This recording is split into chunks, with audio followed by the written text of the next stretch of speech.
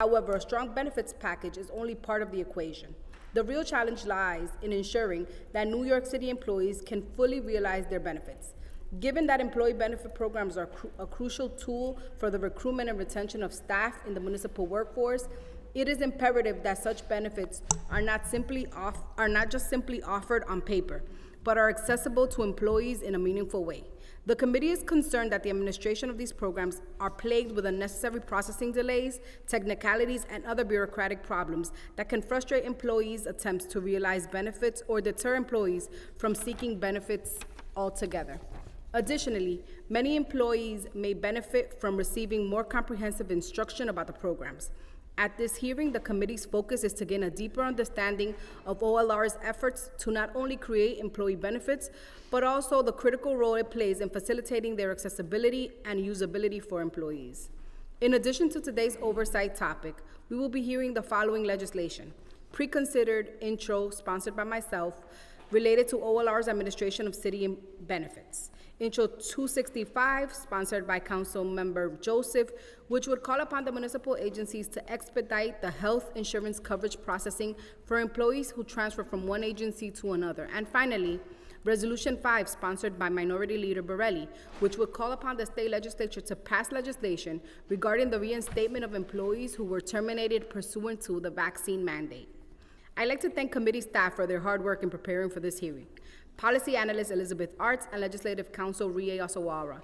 I'd also like to thank my staff, Chief of Staff James, Legislative Director Kiana Diaz, and Communications Director Frene Familia. I would like to recognize that we've been joined by my colleagues, Council Members Joseph, Ariola, Minority Leader Borelli, Council Member Botcher, and on Zoom, Council Members Moya, Menon, and Caban. I now turn to Council Member Rita Joseph, who is present to make a statement on her bill, Intro 265. Thank you, Chair De La Rosa. I am excited to introduce Bill 265. It's being heard in the Council, a local law to amend the Administrative Code of New York City about health insurance for city employees. The bill mandates that each agency must expedite process to ensure continuous health coverage for employees transferring between city agencies, preventing any lapse during transition.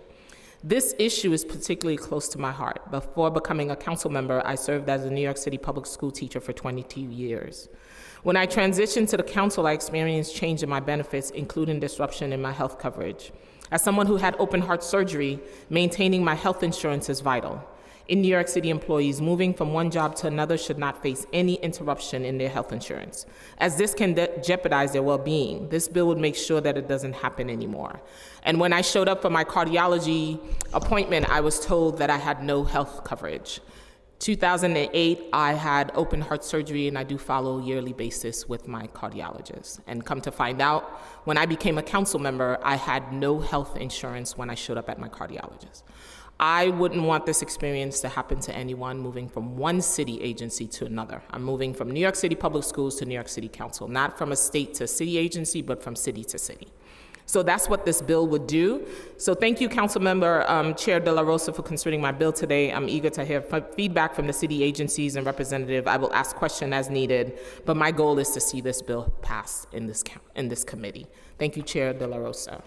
Thank you, Councilmember Joseph, and also for your advocacy and sharing your story. I want to recognize that we've also been joined by Councilmember Salam. Welcome. And I will now turn it over to Minority Leader Joseph Borelli, who is present to make a statement on Reso 5.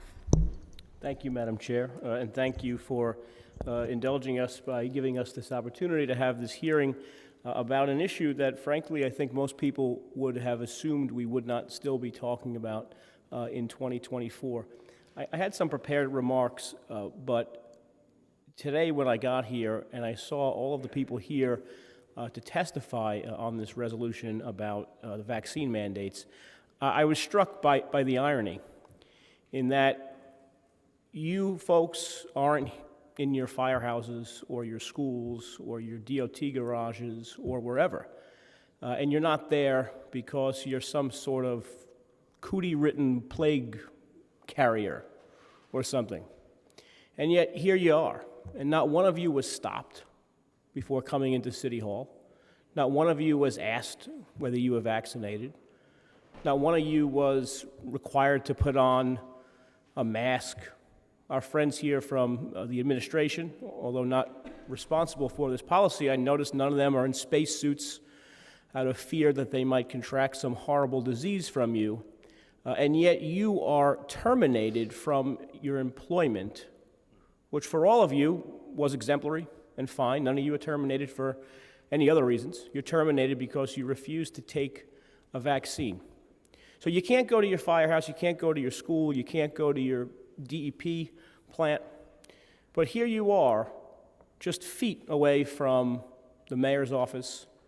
You just walk through the room where all of the policies of the cities are made. You're in a committee room where policy for the entire city is routinely discussed and made. You're in the nerve center, the heartbeat of the city, and there's no problem with you here.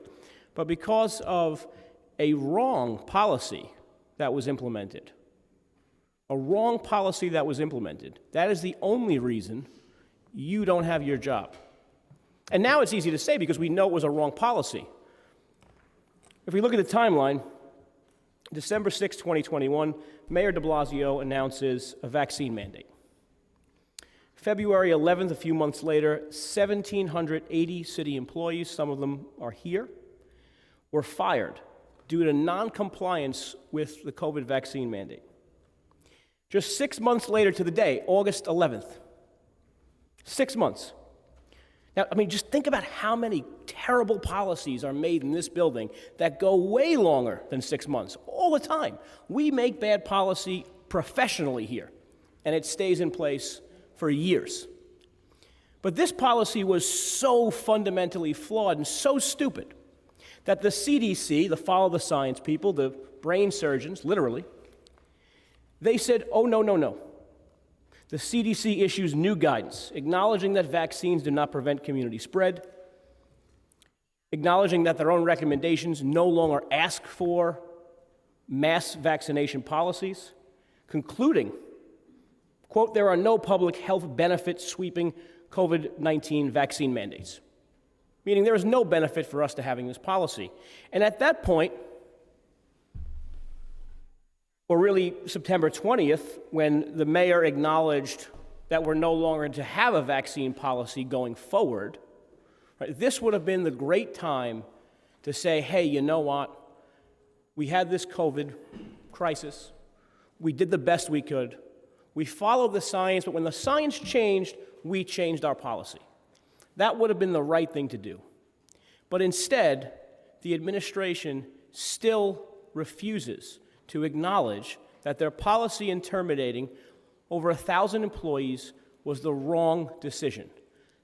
I would say you were treated like plague victims, but the truth is if you had the bubonic plague, you'd still have your civil service protections, you'd still be protected by HIPAA, you'd still have your job, and we'd be paying through your health benefits for the treatment you'd be receiving. So you're treated worse than plague victims. And that's why this hearing is so important, not just to give a voice to you, but to give a voice from City Hall and hopefully acknowledge that this policy has been wrong for over 2 years. So thank you. Thank you, Minority Leader Borelli. We'll now turn to Councilmember Arriola, who will also make a statement on Reso 5. Thank you. Thank you, Chair De La Rosa, and thank you, Minority Leader, for initiating Reso 5 and for your wonderful remarks. Reso 5 supports state legislation that would require the City of New York to reinstate city workers that had resigned, retired, or terminated for non-compliance with the COVID-19 vaccine mandate. Many people do not know that there was no protocol in place when the mandates were lifted that dictated how New York City workers would be brought back into the workforce.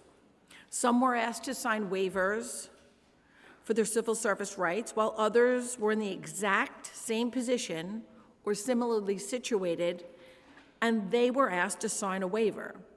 The state bill seeks to allow any worker who wishes to return to be able to do so, just as many before them have returned. In February of 2023, the COVID-19 vaccine mandate was lifted. Many were really so finally excited, especially us, so that you would be able to return to work, the job that you loved, and after you had helped people during the entire COVID-19 crisis and shutdown. But for many, that excitement quickly faded. Workers were not told how to reapply.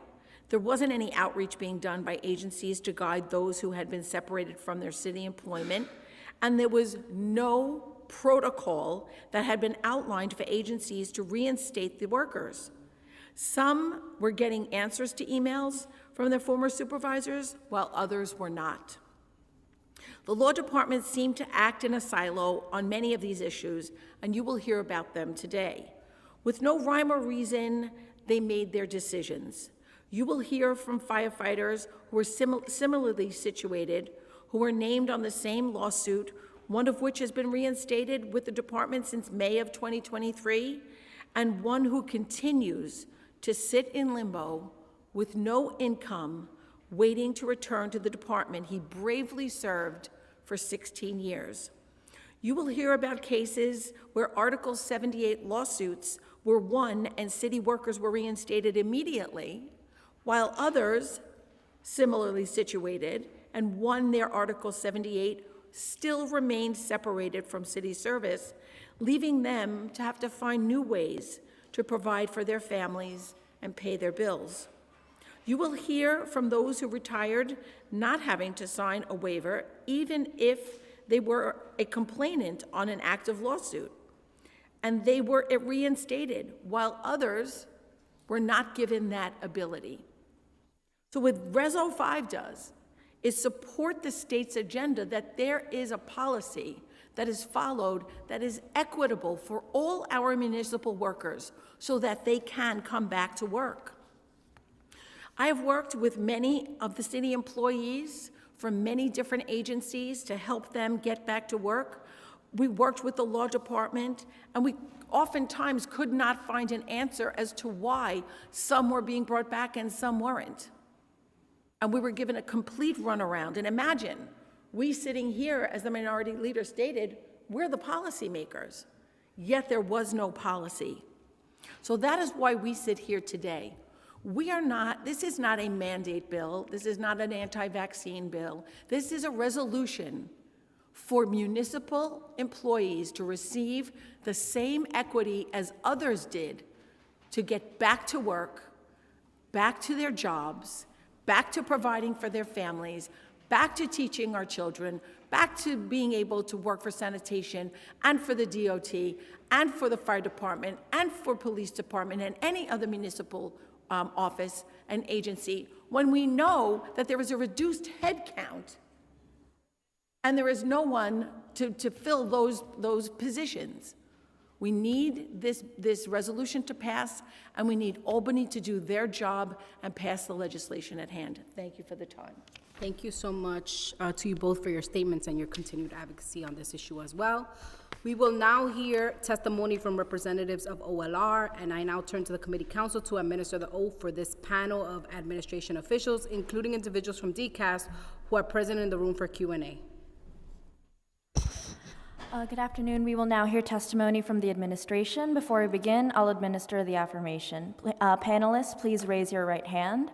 I will read the affirmation once and then call on each of you individually to respond. Do you affirm to tell the truth, the whole truth, and nothing but the truth before this committee and to respond honestly to council member questions? Yes. Yes. Thank you. Thank you. First Deputy Commissioner Pollack, you may begin your testimony. Thank you. Good morning, Chair De La Rosa and members of the Civil Service and Labor Committee. I'm Daniel Pollack, First Deputy Commissioner at the Office of Labor Relations, and I thank you for the opportunity to testify today. I'm here with Georgette Gessley, Director of City Employee Benefits Program, Claire Camerata, the Director of the City Employee Assistance Program, and for Q&A, Claire Levitt, Deputy Commissioner for Health Strategy, and Katrina Porter, Deputy Commissioner for Human Capital at the Department of Citywide Administrative Services. I will first provide an overview of the benefits OLR administers, then turn it over to my colleagues to provide greater detail, particularly regarding the Management Benefits Fund, Flexible Spending Account, and Employee Assistance Program. I will conclude OLR's testimony with some observations on the legislation before the committee. The Employee Benefits Program consists of 5 separate programs: the Management Benefits Fund, known as MBF, the Flexible Spending Accounts Program, commonly known as FSA, the Deferred Compensation Plan, the New York City Employee Individual Retirement Account, and the Health Benefits Program. The Employee Assistance Program operates separately from Employee Benefits Program, as does WorkWell NYC, the city's workplace wellness program. So the largest program is our Health Benefits Program, which covers approximately 1 million active employees, pre-Medicare retirees, and their dependents, and over 200,000 Medicare-eligible retirees and dependents through our health insurance plans. The 95% of city employees who are unionized have access to additional benefits through their union welfare funds. These funds provide benefits such as dental and vision insurance, frequently prescription drug coverage, as well as other benefits. They're funded through contributions made by the city to the funds, the amount of which is negotiated through collective bargaining. Non-represented city employees receive additional benefits through the Management Benefit Fund, which is administered by OLR. Similar to welfare funds, MBF receives a contribution per employee and retiree similar to the amounts received by union welfare funds, and uses those funds to purchase ongoing benefits for non-unionized employees. I'll now turn it over to our Director of Employee Benefits, Georgette Gessley, to provide additional details about our employee benefit programs. Thank you very much. It's a pleasure to be here. If we can go to the next slide, please. I'd like to go over what First Deputy Commissioner Pollack just talked about as far as the Employee Benefits Program is concerned.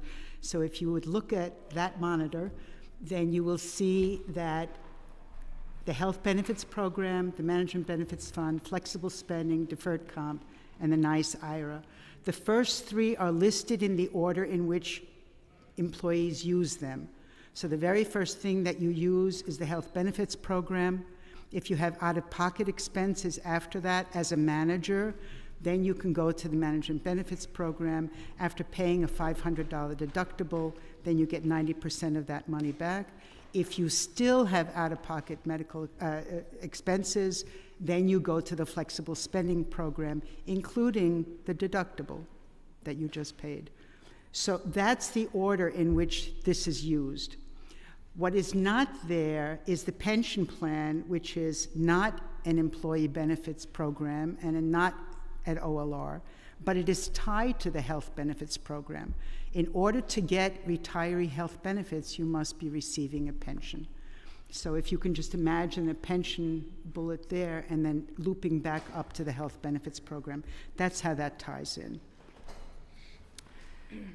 Employee benefits program utilizes, particularly with regard to health benefits, various ways of communicating with participants. We reach out to the agency reps on a monthly basis. We send email blasts to employees about new benefits. We have open enrollment for both employee benefit, the health benefits program, and flexible spending. And there is a very, very active OLR website where participants can get all of their communication on every program. Let me continue. Pursuant to Executive Order 99 of January 3rd, 2007, Consolidation of Health Benefits Program Assistant, the function of providing support to agency employees and the Office of Labor Relations in furtherance of the administration of the city's health benefits program was centralized at DCAS, the Bureau of NICAP Central. When employees from centralized agencies have issues regarding health insurance, their first point of contact is either their human resource departments or NICAP Central. And when employees from non-centralized agencies, for example, health and hospital, have questions about their benefits, they go to their human resources as well. If you could go to the next slide, I would just like to talk about for a minute, because it details what the responsibilities are as these agencies come together. So the employee benefits program is decentralized. While OLR has primary responsibility for contracts, monitoring carriers, and so on, the actual administration in regards to direct contact with employees is decentralized. So let me go to the OLR. Is this the right slide? Or were you talking about the one before? Okay, can you go back one slide, please? Thank you. Yes, that's the one. So OLR monitors the carrier's performance and claims data, administers MBF and flexible spending, as we said, operates the retiree health benefits enrollment and call center, communicates issues to HR and payroll, and advocates for all city employees and retirees with health carriers when they come to us with questions. DCAS operates active health benefits enrollments and central agencies, supports non-central agencies with health benefits inquiries, and creates new hire onboarding orientation materials. And then finally, the agency HR reps, they are the ones who distribute the benefits information and materials to employees. They provide benefit information to all new hires and to onboarding process, act as the first point of contact on questions, and bring those questions to OLR for clarification. So as I'm going through this, if you have a question, please stop me, and I'm happy to go further into it.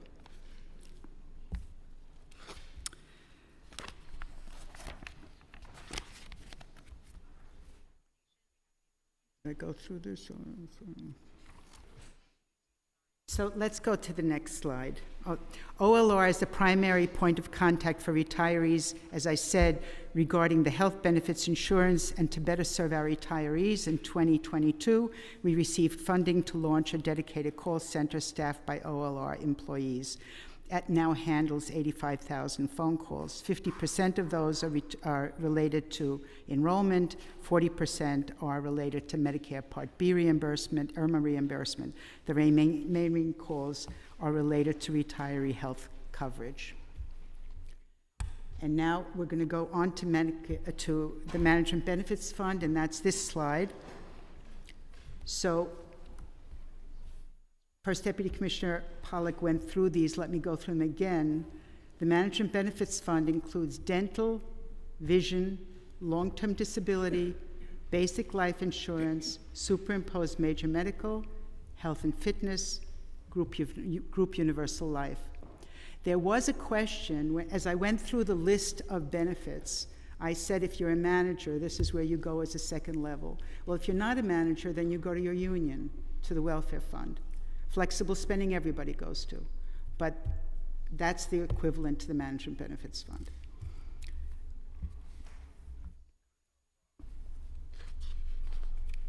If you could go to the next slide, please. Management Benefits Fund procures its service vendors through an RFP process. So the dental vendor, the vision vendor, those are actually contractors of the fund who pay the claims, receive the claims, and have the contact with employees. It is done through an RFP process on a rotating basis. Contracts are 5 years. We have, in the last 18 months, switched out both the dental and the vision carriers because they were better carriers in the field. And in the last 4 years, we also went through an RFP process with the superimposed major medical carrier who was rehired.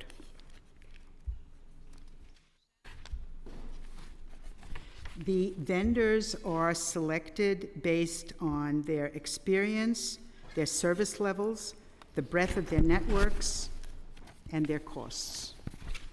The committee members of the procurement committee are those who are members of the Management Benefits Advisory Committee. And all of these service contracts have performance guarantees built into the contract. How quickly they answer calls, how quickly they pay their claims, and so on. That's all contractually specified. Just to give you an idea of numbers, if you'd go to the next slide, please. The SMMP over the last 12 months has processed almost 13,000 claims and answered 4,600 phone calls. That is the carrier. That is ASO. Their carrier has done that. Dental, we had 96,743. You can see that that's the primary program in the MBF. And there were 10,791 calls. Vision, dental, by the way, we just switched out, and we now are with ASO as well. Vision, total claims processed, 17,478 last year. Total calls, 5,850. So, and that also has a new carrier, GVS. The health and fitness reimbursement program does not have a carrier. That is handled in-house. And you can see that the total claims processed by staff in-house last year, 6,837, and the total calls, 1,600.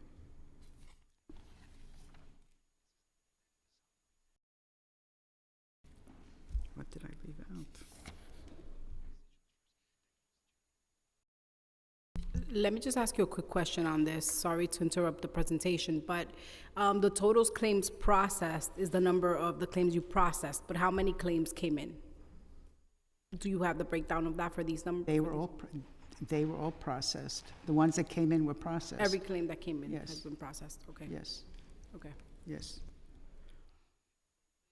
So I do want to say, even though these are all carrier processed claims, if a member calls us and says, I'm having a problem, or I received a letter, I don't understand what that says, and so on, then we intervene and we make sure that that claim either is not being paid for a good reason or does get claimed, does get paid. So that is the role of MBF, to intercede. The fund's health and fitness reimbursement program provides reimbursement for both active and retired members, as well as their spouses and domestic partners. You can use a fitness program, you can use City Bike, yoga, any number of programs. Effective March 1 of 2024, the reimbursement has gone to $500 for each consecutive 6-month period, or $1,000 a year. Last year, there were, as I said, 837, 1,600 calls.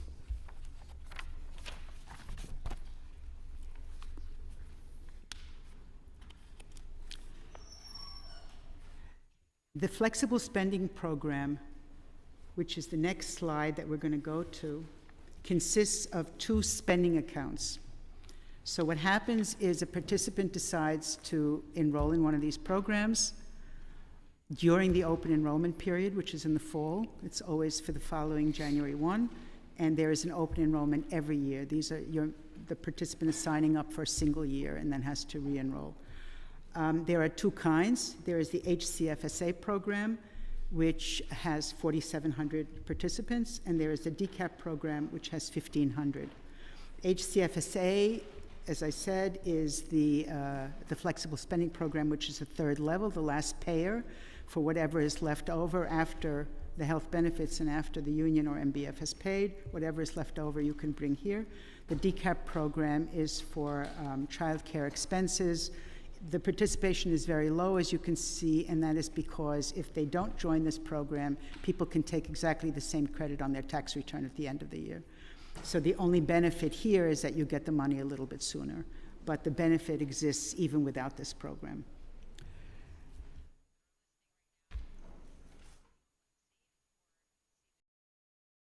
The way that the claims are processed, is that the next slide?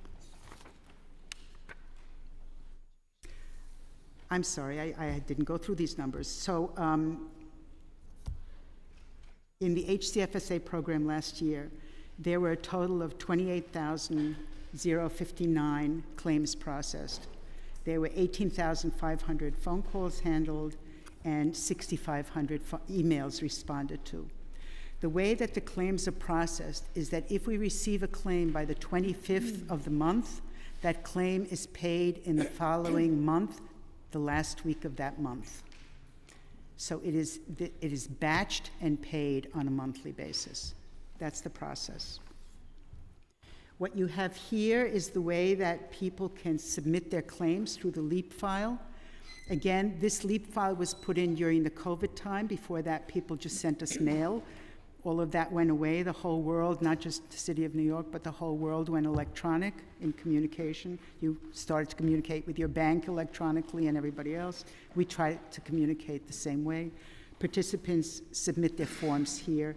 They get an immediate confirmation saying that we have received their claims as soon as they submit those. Then participants receive confirmation of their claims. Once the claims are processed, they receive quarterly statements and they receive annual statements. The rules that govern these two programs are all Internal Revenue Service core. They are under Section 125 of the Internal Revenue Code. The minimums and maximums are set by that. The way that claims are processed are set by that. Specifically within HCFSA, and I know that this is something that comes up again and again, people don't like this. In order to be reimbursed in HCFSA, you must show documentation of the fact that you have out-of-pocket costs.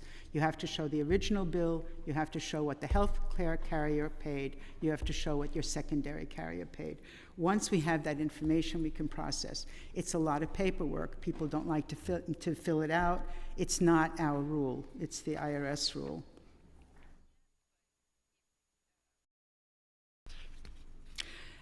Just to talk a little bit about our website.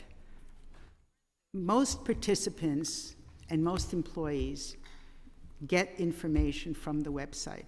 We make sure that website not only is current, but is very user-friendly. We especially are proud of our videos, I have to say, because we try to make them entertaining, we try to make them animated, we try to engage people, we try to keep them short. There are multiple web videos about the flexible spending program.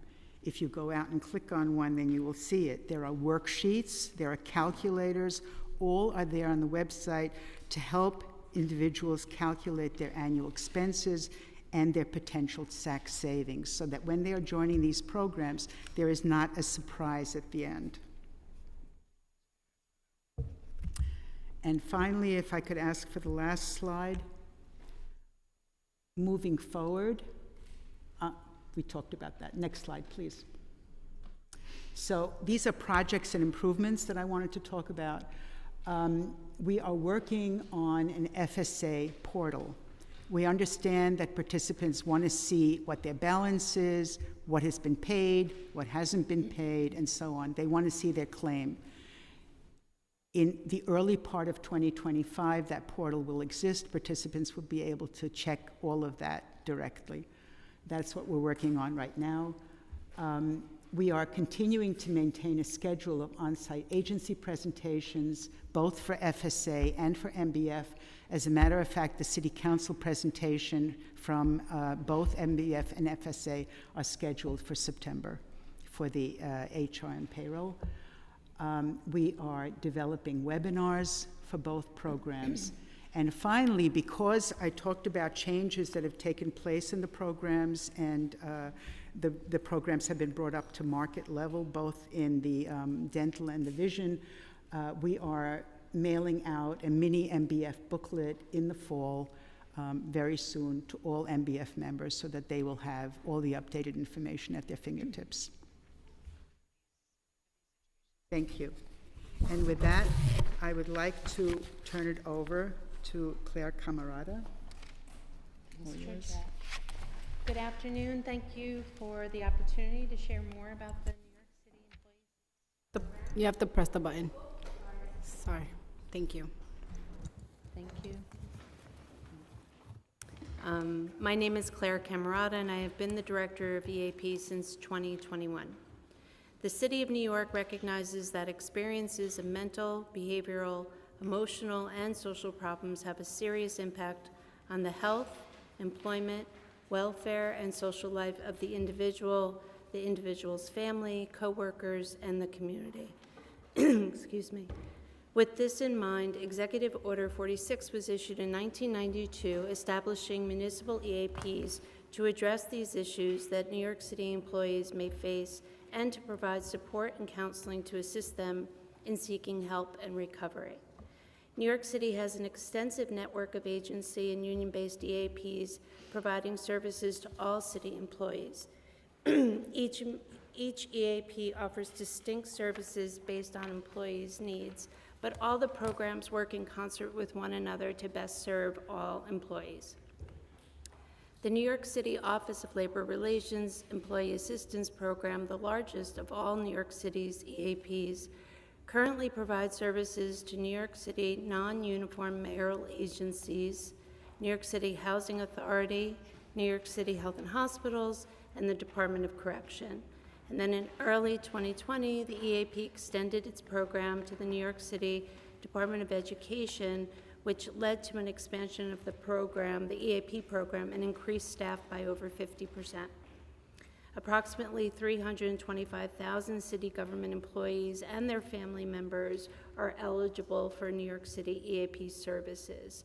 While our program only formally serves those entities I just mentioned, EAP never turns down a request for assistance, and we have frequently provided services to non-mayoral entities who need it, including City Council. New York City OLR's EAP is designed to assist employees and their families in resolving problems that may adversely affect their personal and professional performance. New York City EAP offers counseling and assistance with a broad range of behavioral health topics. The most common concerns brought to EAP are mental health related, such as symptoms of anxiety or depression, grief and bereavement reactions, or traumatic events. They also come in with work stress related to job demands, poor coworker relationships, or trouble with work-life balance. And then also they may come to us with concerns for family members, such as mental health concerns or substance misuse. Other services provided by the EAP include information and referral services, case management, extensive follow-up, and insurance authorization. Short-term counseling is also available when the client and the clinician agree that the presenting issue can be addressed within a short-term model. If the client needs a referral for longer-term treatment, EAP assists in identifying a provider that accepts their insurance and also has availability. So, in general, all services are free and confidential, and all EAP services are provided by master-level mental health professionals. The NYC EAP also offers tailored services for supervisors and managers to aid in their response to staff's behavioral health needs. Stress management, suicide awareness and prevention, improving communication in the workplace. These are just a few of the presentations offered to New York City agencies. Supervisory and managerial consultations, online workshops, and staff presentations are provided upon request of the agency. EAP continues to grow, reaching more clients each year. In 2023, EAP served 39% more clients as compared to 2022. That was a total of 27,000. And specific to our managerial and supervisory support, we have reached over 15% more employees in leadership roles than compared to 2022. Despite all the EAP has to offer and all the services we provide, we want to do more. We are devoted to educating employees about the program and encouraging their utilization of EAP's offerings. To consistently promote the EAP and educate the workforce about our program, we offer the following: online and in-person presentations to review the EAP program and services at new hire orientations. And currently we present at all Department of Health and Mental Health, New York City Health and Hospital orientations for new employees. And then recently DCAS added an informational video that highlights the EAP program to share in their new hire orientations. We also send biweekly emails to agency leadership to distribute to staff, and then each of those emails includes a relevant behavioral health topic.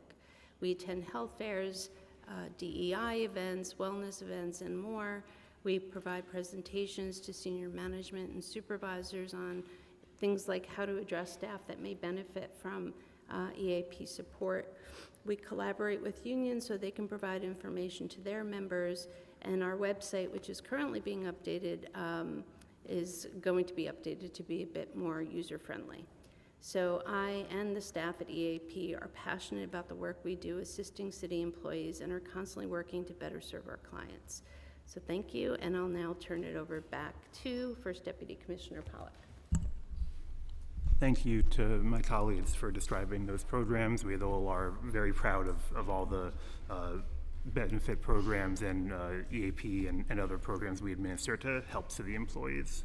So I want to comment now briefly on the pieces of legislation before the council. So Intro 265 would require city agencies to make best efforts to expedite the processing of health insurance coverage for city employees who transfer employment from one agency to another to avoid lapses in health insurance coverage during such transfer. As mentioned during our testimony, enrollment is handled through the NICAP system by city agencies with assistance and coordination from DCAS or through other agencies for non-NICAP entities like H&H, NYC Health Plus Hospitals. OLR and DCAS make best efforts collectively to improve processes and disseminate health benefits information to agencies to ensure that coverage is seamless as possible when transfers occur. For OLR's part, if we're informed of any lapse in coverage, we immediately seek to restore health benefits retroactively for the affected employees. And, Councilmember Joseph, I'm very sorry to hear about the experience that you had. That's never anything we want to see happen when employees are hired or move in between agencies. Our goal is to make sure that people have their health coverage. When we are contacted, when someone faces an issue like yours, we leap into action to try to rectify it, I think. So, we certainly appreciate the intent behind this bill, and, we'll continue to discuss it with the council. Well, thank you for that, but that day I had to go back home and wait until you guys reinstated my health insurance in order to see the cardiologist. This was pressing for me. I understand, and I apologize, and we never want to see that happen. It's definitely our goal to make sure that doesn't happen. Sometimes, especially when there are transfers between entities that may have different systems, like Department of Education, to an agency that's more directly administered by DCAS. There could be issues, but I know we're always looking to improve the process, and we will continue to do so. But I also wanted to note that it was also the same insurance that I had. I wasn't changing provider. I was keeping the same provider, just transferring it over to New York City Council, and there was still a delay. And even when I spoke to cardiologists to see if they would see me and then bill me later, they said no, I would have to pay up front or not get seen that day at all, and I was not seen by the cardiologist. Yeah, so again, I do apologize for that. I really, anyone who faces that information, faces that situation, as soon as we're notified about it, we will seek to rectify it. We have no interest in seeing people have that issue come up. So, Chair, can I ask a couple of questions?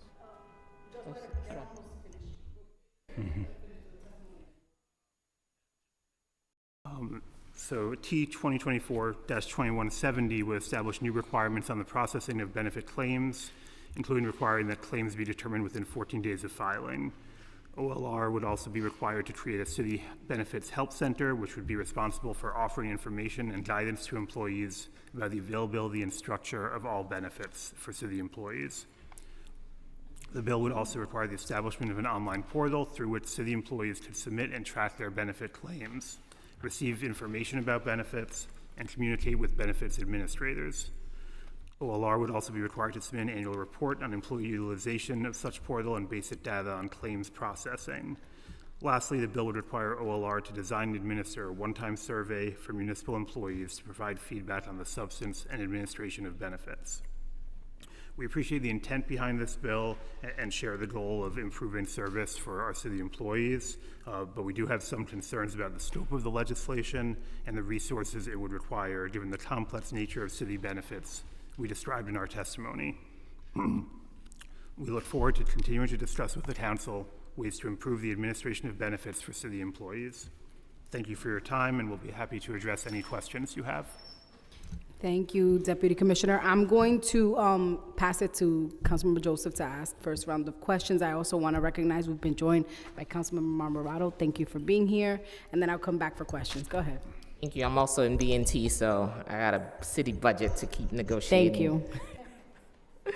I just wanted to know who's responsible for ensuring employees who transfer agencies do not experience a lapse in coverage. So I'll turn it over to Deputy Commissioner Porter from DCAS to describe that in more detail. Hello, Councilmember Joseph. Hi. So the way it works is that a transaction is processed through NICAPs, and the automated system will determine, how the benefits will react. So transfer between agencies should not result in a lapse in benefits. However, when you're transferring from an agency outside of DCAS's jurisdiction into an agency that's under DCAS's jurisdiction, there is a communication that needs to happen between the two agencies. And so long as that happens before the transfer occurs, then the process is seamless. If that does not happen, then we would need notification from the employee and or the agency, and that would include the submission of supporting documentation, and then we would ensure that the health benefits are transferred over accordingly. So I guess my agencies were not talking to each other. Does OLR track whether and if so, how often employees experience a lapse in coverage in the event of interagency transfers? We do track that. We have an audit process that runs every day, and it gives us an opportunity to, review exceptions or benefits that did not transfer over as a part of the automated process. And then in a timely manner, we will reach out to the employee and or the agency to rectify any discrepancies with employee benefits. So you missed me, huh? You missed me. I fell through the crack. Yes. How can this issue be addressed to ensure employees do not experience lapses in coverage? And so once again, we can look at our auditing procedures and ensure that we're capturing all relevant transactions. It's a bit difficult when we're dealing with the agencies that are outside of DCAS's jurisdiction, but we do have contact with them, so we absolutely can work with these agencies to strengthen the process. I would love to see that. I don't want anyone to ever experience what I experienced. So thank you so much. You're very welcome. Chair. Thank you so much, Councilmember Joseph. I want to ask a few more questions. First, I want to thank you for the lengthy PowerPoint and walking us through it. I want to recognize that this is a complex system, and so we're all trying to just get our bearings around the process. So timely and accurate processing of claims for benefits is a core component of administering a functional and successful employee benefit system. Who handles the administration of various employee benefit programs offered by the city?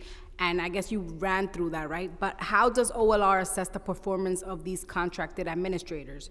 You testified that there are performance guarantees for each administrator. Can you walk us through what those are? Of course, I don't have them with me.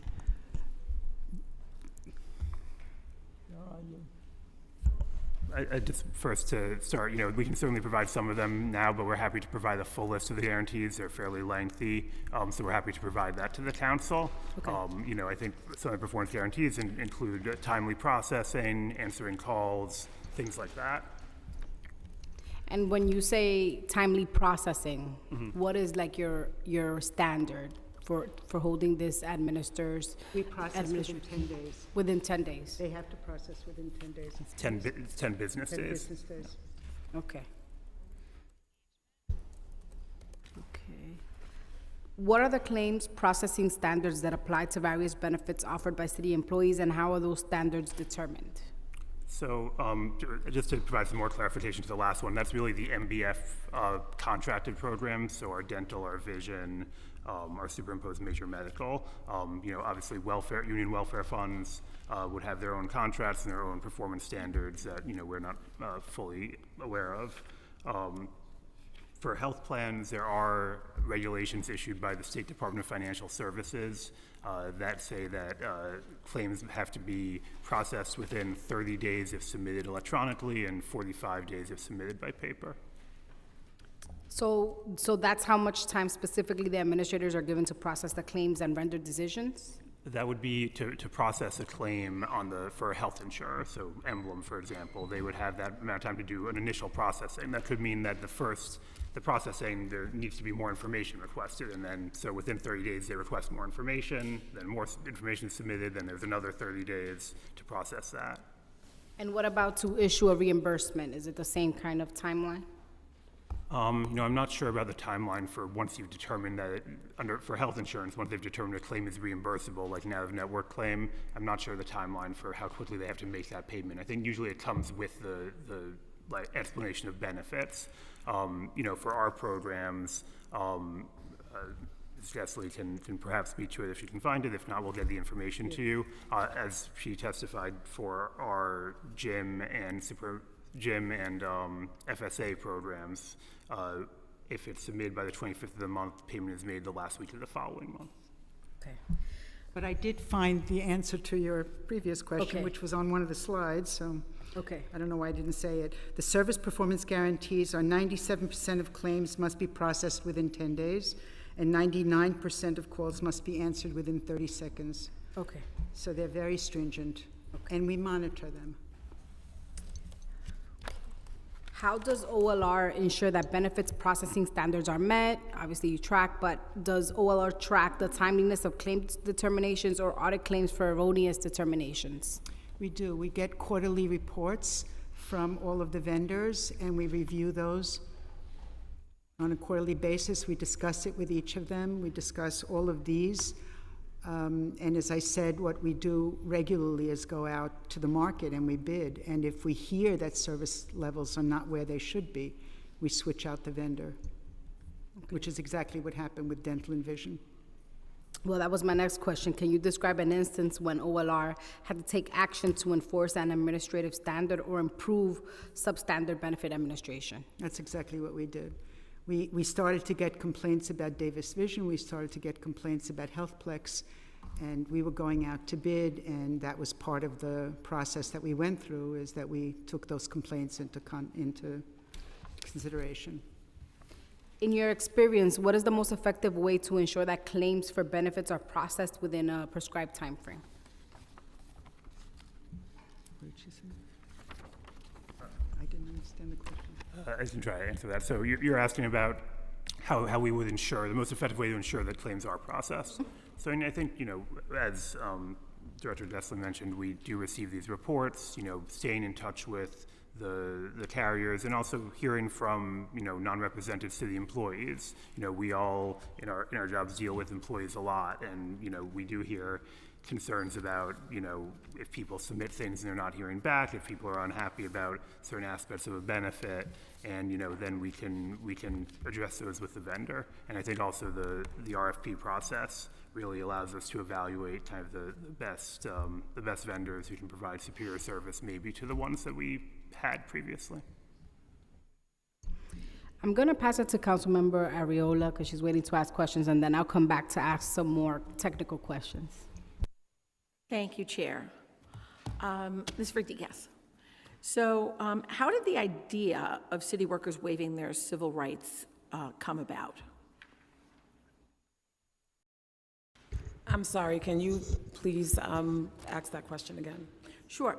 How did the idea of the city workers waiving their civil rights come about, and how was it decided who would be asked to sign the waiver and not once the agencies determined, that there was no longer going to be a vaccine mandate because it was lifted? So I'm going to defer the question to OLR. Okay. So under civil service rules, when competitive class employees are to be reinstated, there's a requirement that they sign a waiver of certain claims. So it came from civil service rules. So every member would have had to have signed that waiver according to your rules? The rule was that competitive and labor class employees are required to sign waivers. You know, whether every agency complied with that, I can't say, but that was the guidance given to agencies. So can you explain why some members were asked to sign waivers and others who were similarly situated were not asked to sign waivers? I certainly don't know every individual case. You know, as I said, for competitive class and labor class employees, the guidance was that they should sign a waiver. Was a protocol given to the agencies regarding reinstatement for the members who had been separated from the city service during the COVID mandate and once it was taken away? Yes, there was an FAQ prepared by DCAS and sent to agencies. Yeah, so I don't exactly agree with the answer you gave before that, because there were so many similarly situated members, and some were asked to sign a waiver and had an active Article 78, and some also had an active Article 78 and were put back in, you know, without a waiver. And they were exactly the same.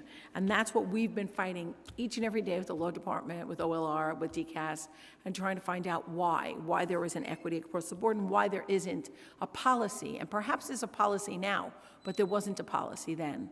So is there a policy now?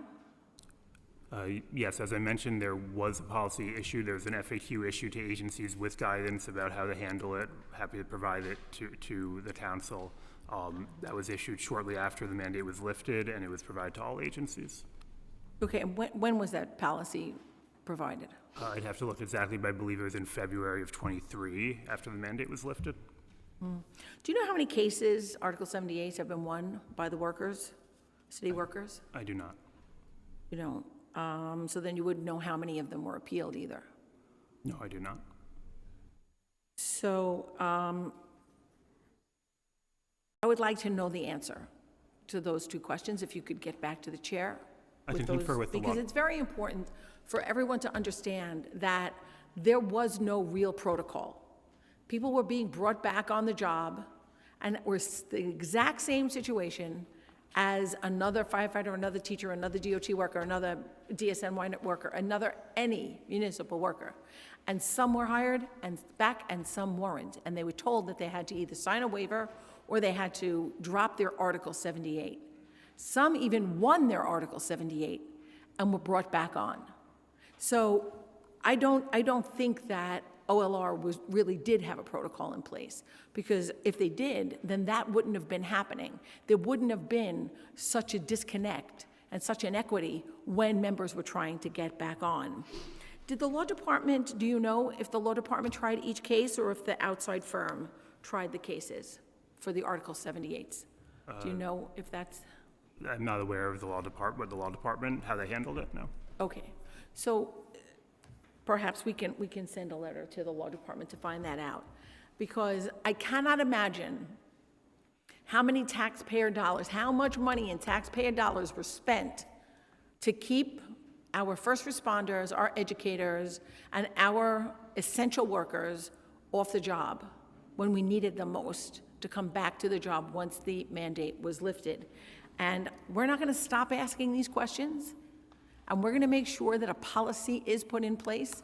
We're not going to stop asking these questions until each and every one of those members who deserve to come back are reinstated the way they should be reinstated, the way their colleagues were reinstated, and there shouldn't be a double standard. Thank you. Thank you for the time. My pleasure. Okay, so Councilmember Arreola led us into questions about legislation. So I'm going to ask you some questions regarding my preconsidered introduction in relation to the administration of certain municipal employee benefits, would impose a minimum standard on certain claims and benefits processed where federal or state standards do not control. Additionally, it would require claims tracking for benefits that do not currently offer online tracking, which include the health and fitness reimbursement and the FSA program. Does OLR offer a mechanism through which employees can voice complaints or submit inquiries about benefit administration? If so, what are the most common questions and concerns that OLR receives? Yes, we do have a mechanism. I can turn it over to Director Jessley to speak more about that. So there are a number of ways that people can contact us. They can call us. There's a telephone number for each of the programs. They can send us an email. If you go to the OLR website, it specifically says contact us. You can send an email just by clicking there and it comes to us directly. You can use the mail. We are under an obligation for a very long time by the mayor's office to respond to all communication within 10 days. We try to respond much faster. The majority of issues that we hear, as I said at the beginning, are not issues that we can actually change. People say, why is the gym benefit, the fitness benefit taxable? Because it is, because that's the way the code is written. There's nothing we can do. People submit claims, for example, for HCFSA, which are for the prior year. We can't process them this year if it's for the prior year. That's a complaint. People say, my doctor doesn't want to give me an EOB. We say, but we can't process without an EOB. You must talk to your doctor and get an EOB. These are complaints, but they're not complaints that we can do anything about because they're part and parcel of these programs. It is incredibly rare that we hear somebody, and I can tell you we painstakingly went back to all of last year for both MBF and flexible spending to see how many financial errors we had actually made. 5 in the 2 programs in a 12-month period. It is exceedingly rare that we do that. We have checks and balances in place. So those kinds of things that people come to us about are really not things that we can do anything about. The one thing that we can is that people say, I want to know what my balance is, I want to know when my claim is, and that's the portal that we are building. Okay. And I would just add another way that complaints often come to us when they happen is through unions. You know, obviously we have relationships with all our unions, and they'll contact us on behalf of a member who has an issue. You know, we'll also obviously hear from agencies directly. They'll contact someone at OLR who they know with the issues that one of their employees is having, and even occasionally, you know, from council staff about a constituent who's having issues. And when we get those concerns, we try to respond as quickly as we can. How long is a typical contract duration between the city and a benefit administrator or provider? They're 5-year contracts. 5 years. Would you consider including a new element in a future contract that would require providers to offer users a more streamlined and modernized means of submitting and tracking claims and methods to contact administrators with questions? So I think anytime we are doing a new contract, we are definitely happy to consider any improvements. So yes, we consider any and all improvements to improve the experience for employees when we have a new contract. In regards to the performance guarantees that you discussed earlier, are those contract terms made available to the public? Our contracts are, you know, we can provide them when they're entered into. I believe they are posted on the OLR website when we enter into a new contract, so they should be publicly available. Yep. Yes. Okay, we'll have to get back to you on that. I'm looking at our chief contracting officer back there, and we'll get back to you with the answer on that. It may be different for MBF as opposed to a normal city contract. All right. This bill contemplates the potential to improve the administration of benefits under OLR's Oversight's power by increasing their role and offering help to individuals who are encountering challenges with claiming their benefits. If OLR is unable to directly answer an employee's question, what leverage do you think it would offer an individual employee if they were to have an OLR advocate assisting them with interacting with the providers? Do you think that it would serve an additional oversight on the insurance provider, successful administration of the benefits, and therefore increase the likelihood that the provider would complete their assigned functions more thoroughly and effectively? So I will say that first of all, you know, when issues are brought to us, in many of the ways I mentioned, we will always try to reach out to a carrier to help resolve them, especially when they're urgent, pressing health issues. You know, I think one of the challenges with, you know, what you described is just the resources it would require. You know, as we mentioned, benefits in the city is really complex. We have more than 10 different health plans. We have 62 welfare funds providing all these various benefits, all of them with different carriers. There are other union funds for annuity, legal benefits, education benefits. And most of these things are handled by vendors, and our contracts essentially pay them to administer the programs and to, have a whole staff who would have to be trained and, really have an intimate knowledge of how health claims work. They'd have to learn the procedure codes. No one at the OLR right now knows all those, various procedure codes for health insurance. No one knows the ins and outs. That's really what the health carriers are for. It would require a tremendous amount of resources, and I think that's a concern for us. I understand the challenges, and I'm not saying that the challenges are small in any way. I'm not minimizing the challenges. But we continue to hear from city workers, and we know, we can acknowledge, how the complexities of this system. So this bill is looking to really streamline and help people learn how to navigate systems that are so complex and so foreign for the majority of city workers.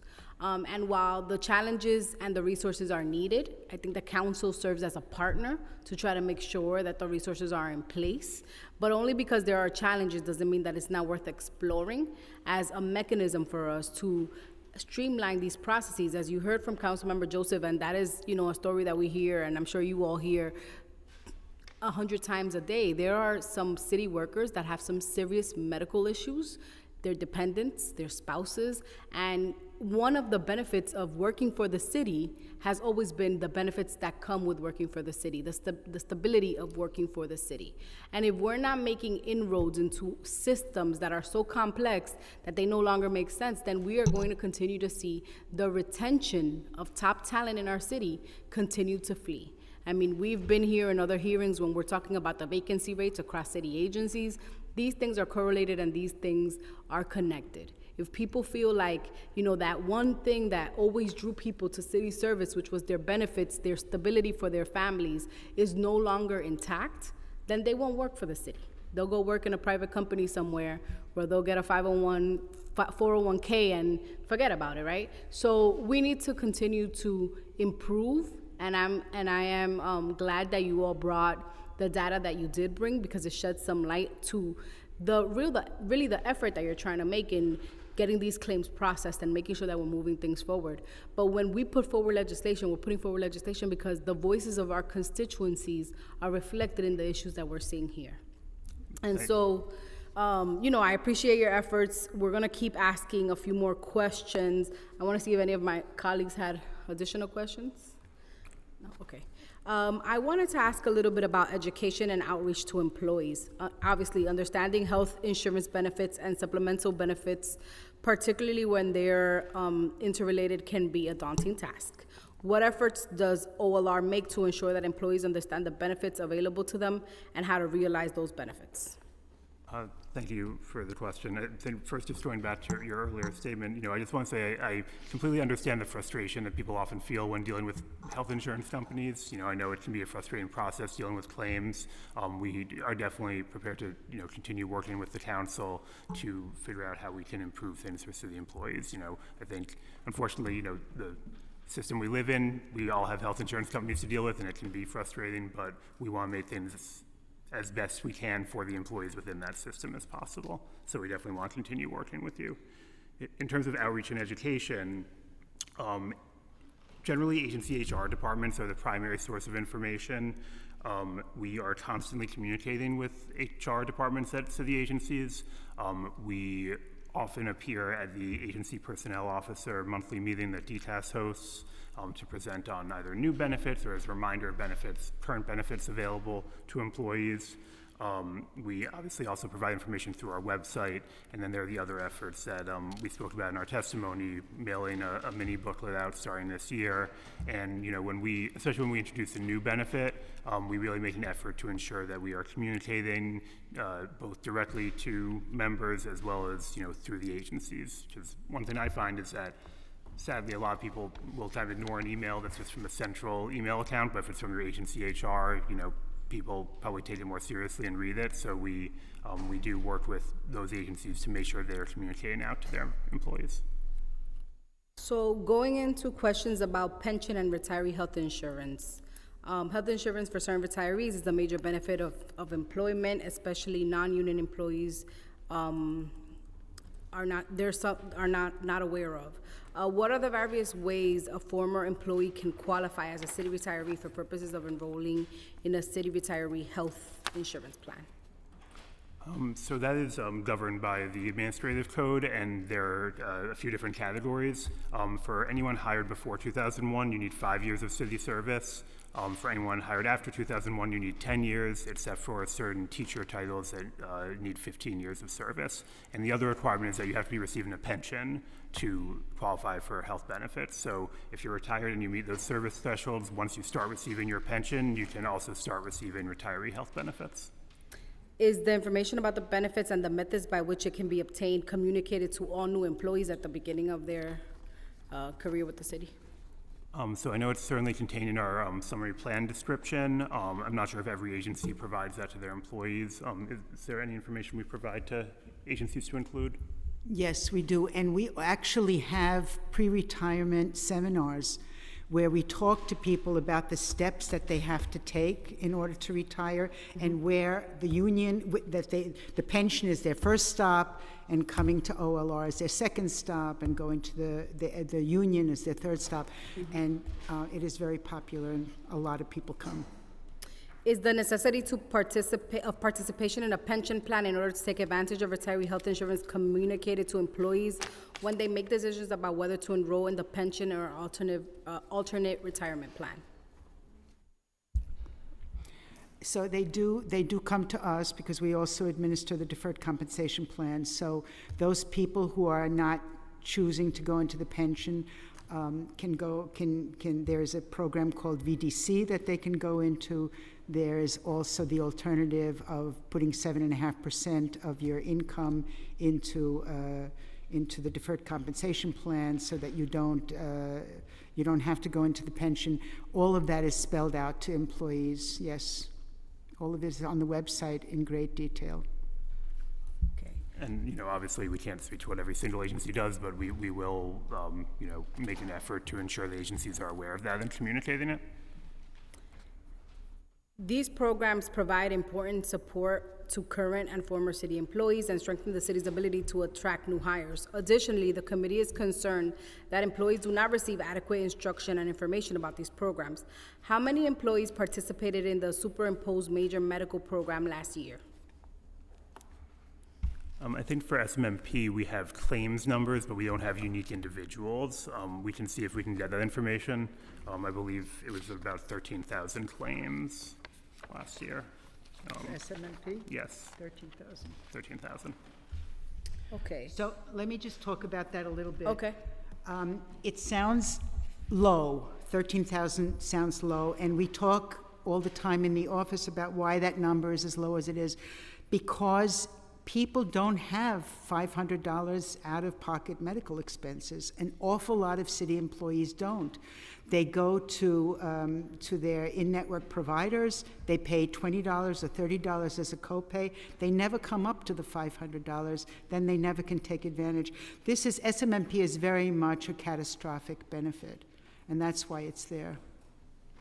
So, following up on that question, then what qualifies as a substantial out-of-pocket medical expenses? Is it like a surgery or prescriptions that are highly costly? What? You have claims that are over $500, then you're going to be reimbursed for 90% of what is out of pocket. It's often when someone goes out of network. I would say that's the most common reason someone would submit for reimbursement, if they've gone to an out-of-network provider and then they get some form of reimbursement through their health insurance, the primary health insurance, and then for the kind of remaining out-of-pocket expense would come back to SMMP. And just to show how catastrophic this is, if somebody has more than $2,500 out of pocket, they're reimbursed 100%. So that's really what it's there for. It's less for the co-pays and things like that. Are description of benefit programs provided in any other non-English languages? The prescription drugs? Any of the programs, are they provided, the information provided? Prescription drugs are in the management benefits fund for managers. They have to buy the high option rider. And if they buy the high option rider, then they can bring whatever is out of pocket to SMMP. Yeah, the question was more about language access. So is this information provided to employees in other languages that are not English? Oh, in other languages? Languages, yes. Beth? No, they are not. That's something we'll definitely look into, though. But Councilmember, thank you for Can you say it into the microphone? thank you for raising that. That's something we'll definitely look into. Yeah. To understand the concern. Yes, I've often said, I was born in the Dominican Republic. My brain thinks in Spanish, and I have to translate everything before it comes out of my mouth. Sometimes it comes out in Spanish, especially when I'm cursing. Okay, so health and fitness reimbursements. As of March 1st, 2024, the management benefit funds and health fitness reimbursement increased from $250 to $500 for each 6 months period. How did OLR determine this increase? And what is the average cost of gym memberships in New York City? So, based on just preliminary internet research, I would say the average cost, it looks like it's probably around $1,000 a year, in the neighborhood of, $90 or $100 a month. I don't have, a study on that, but that's just some information we found online. When we decided to increase the reimbursement, we had heard from a number of managers over the years that they felt that $500 was low, that wasn't sufficient to essentially pay for a full year's membership to a lot of places. So, we took that into account. We looked at the state of the MBF's finances, and we determined that we had, enough money, enough revenue versus expenses that we could accommodate that increase. So it's $500 for a 6 month period? Yes, that's correct. Okay. I would still say that that's low. A lot of, the gym memberships in the city are very pricey and, even for non-luxury chains. So, but I understand that it's a revenue question. Did OLR perform employee outreach before determining the increase? And how often are reimbursement amounts reconsidered? So we didn't do any formal outreach. As I mentioned, it was something that we heard over and over the years. The kind of what people felt was a low amount for that reimbursement. So we felt like there's strong support out there for it. And there's no set frequency at which we reconsider. It all depends on kind of what we're hearing as well as the state of the MBF's finances. If we're seeing that our revenue is above our expenses year over year, then we'll consider, increasing a benefit. But if there's not room to do that, then we don't really have the opportunity to. Okay. One question we often hear about is the commuter benefits and the option of adopting to the new Omni system, and what will be the registration process for employees who are seeking to utilize this benefit. So I would have to confer with Financial Information Services Agency Payroll Administration and get back to you on that. I'm not sure about the current status of that. Okay, this is an urgent one because, as you know, the MTA has pretty much already turned everything into the Omni system. And so we wouldn't want people's benefits to just be sitting there, not being able to be used in this transition. Yep, yeah, FISA OPA does manage the contract with Eden Red or commuter benefits providers, so we'll check with them and get back to you. Okay, thank you. Let's see.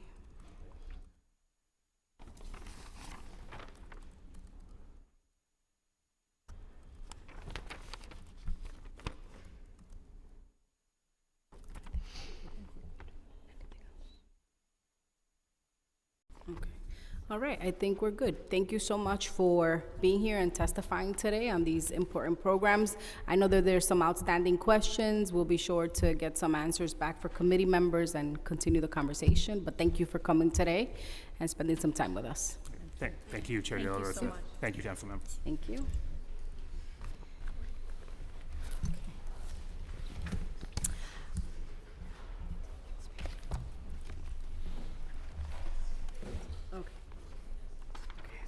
Okay. All right. I now open the floor for public testimony. Before we begin, I want to remind members of the public that this is a formal government proceeding and that decorum shall be observed at all times. As such, members of the public shall remain silent at all times. The witness table is reserved for people who wish to testify. No video recording or photography is allowed from the witness table. Further, members of the public may not present audio or video recordings as testimony, but may submit transcripts of such recordings to the Sergeant at Arms for inclusion in the hearing record. If you wish to speak at today's hearing and you haven't done so, please fill out an appearance card with the Sergeant at Arms and wait for your name to be called. Once you have been recognized, you will have 2 minutes to speak on today's hearing topic of the administration of city benefits for current employees. If you have a witness statement or additional written testimony you wish to submit for the record, please provide a copy of the testimony to the Sergeant at Arms. You may also email written testimony to testimony@council.nyc.gov within 42 hours of the hearing. Audio and video recordings will not be accepted. When you hear your name, please come up to the witness panel. For our first panel, we will invite Jude Pierre, Sal Maita, Jacqueline, and Tom LaPola.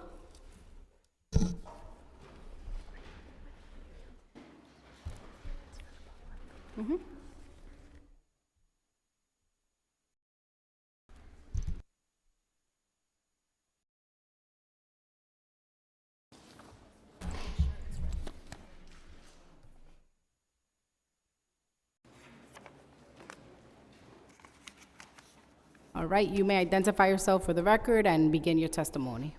Hello, my name is Jude Pierre. Thank you for having me. I am a New York City firefighter. I was reinstated to the department after the COVID-19 mandate was lifted. We were told to send an email to the fire commissioner and chief of personnel stating that we would like to return to our jobs. I received the email back from the chief of personnel with paperwork to fill out, which I did and sent back to him.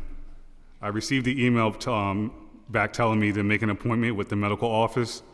There were long stretches in between the emails from the personnel, and when I didn't hear back, I reached out to Councilwoman Ariola's office, which intervened along the way. After my medical appointment, I was given retraining dates and was back to work. Knowing that my brothers and sisters were still fighting to return to work, I kept in touch with the Councilwoman's office.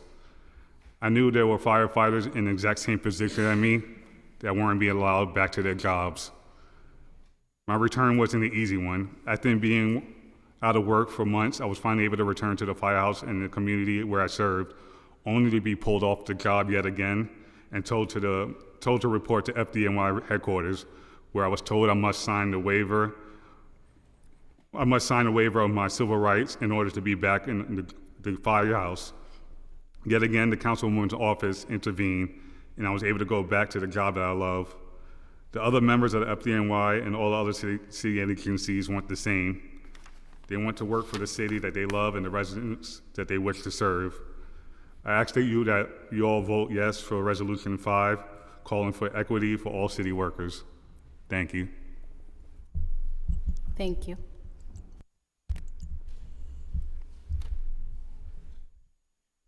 Good afternoon. My name is Sal Maita. As of January of 2022, I was a 16-year vet with the FDNY. The very next month, along with 1,700 other brothers and sisters serving the city of New York in different capacities, were terminated by the city we faithfully love. A year later, on February of 2023, Mayor Eric Adams rescinded the vaccine mandate. It was through grassroots organizations like Bravest for Choice that we were informed and instructed on how to apply to be reinstated. Within 2 days of receiving said instruction, I emailed FDNY Chief of Personnel respectfully requesting I be afforded the opportunity to resume serving the people of our city as a member of the department. Months passed before finally receiving official reinstatement forms, of which I promptly completed, notarized, and submitted on 2 separate occasions as instructed by the FDNY. Yet I sit here today still awaiting the call to report for duty. Thankfully, there are brothers and sisters similarly situated who have been justly reinstated without having to sign off on concessions as a condition to returning to work, as our brother Jude Pierre gave testimony to.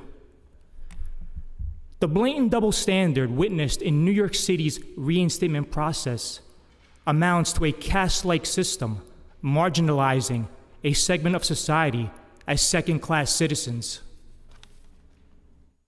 The City Council prides itself on advocating for equality, and rightly so.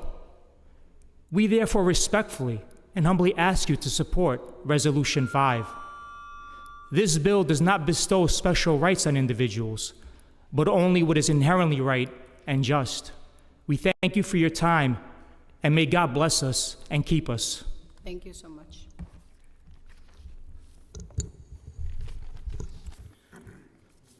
Good afternoon. My name is Jack Wei Lin. I was an EMT with the FDNY for over 14 years. I'm here representing former FDNY EMS workers fired over non-compliance with the COVID vaccine mandate.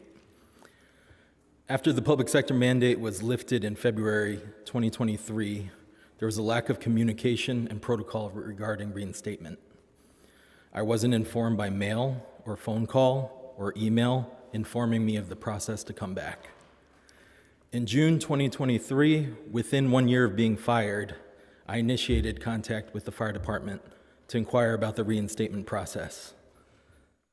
My 3 email requests for more information went unanswered for 6 weeks until Councilwoman Ariola's office intervened on my behalf. Finally, I received an email response in late July 2023.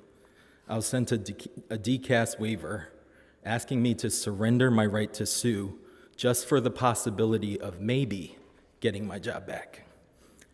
Other members were reinstated, no waivers required. Even retirees could return without signing away their legal rights. The double standard is clear and unacceptable. I ask you today, the city claims no wrongdoing. If the city claims no wrongdoing, why must I forfeit my right to sue in order to reclaim a position I should have never lost? And if wrongs were committed, why am I still being penalized while others are being made whole? Reapplying as a rookie EMT after 14 years of dedicated service was and still is a condition I'm unwilling to make. With Resolution 5, you guys can right this wrong. Vote to reinstate every worker terminated under the mandate. Send a message that New York values its public servants. We served this city courageously for years. Now it's time for you to have our backs. Thank you.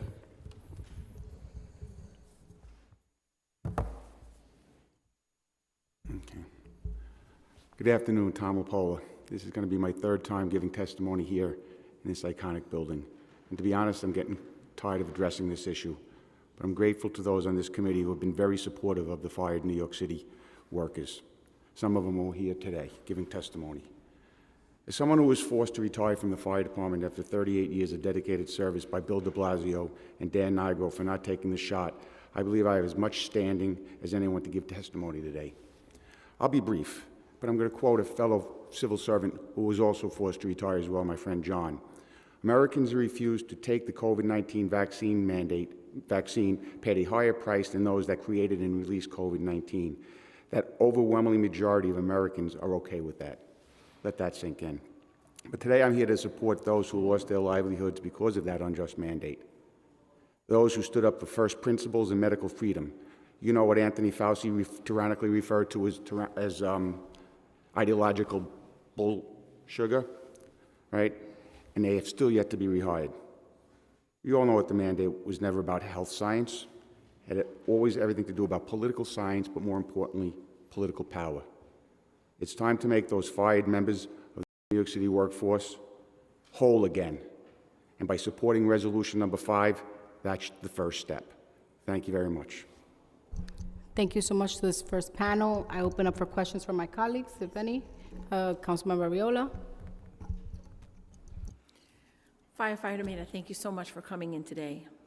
So if I understood your testimony correctly, the law department stated that you could not return without a waiver because you were a complainant and had an active lawsuit. Is that correct?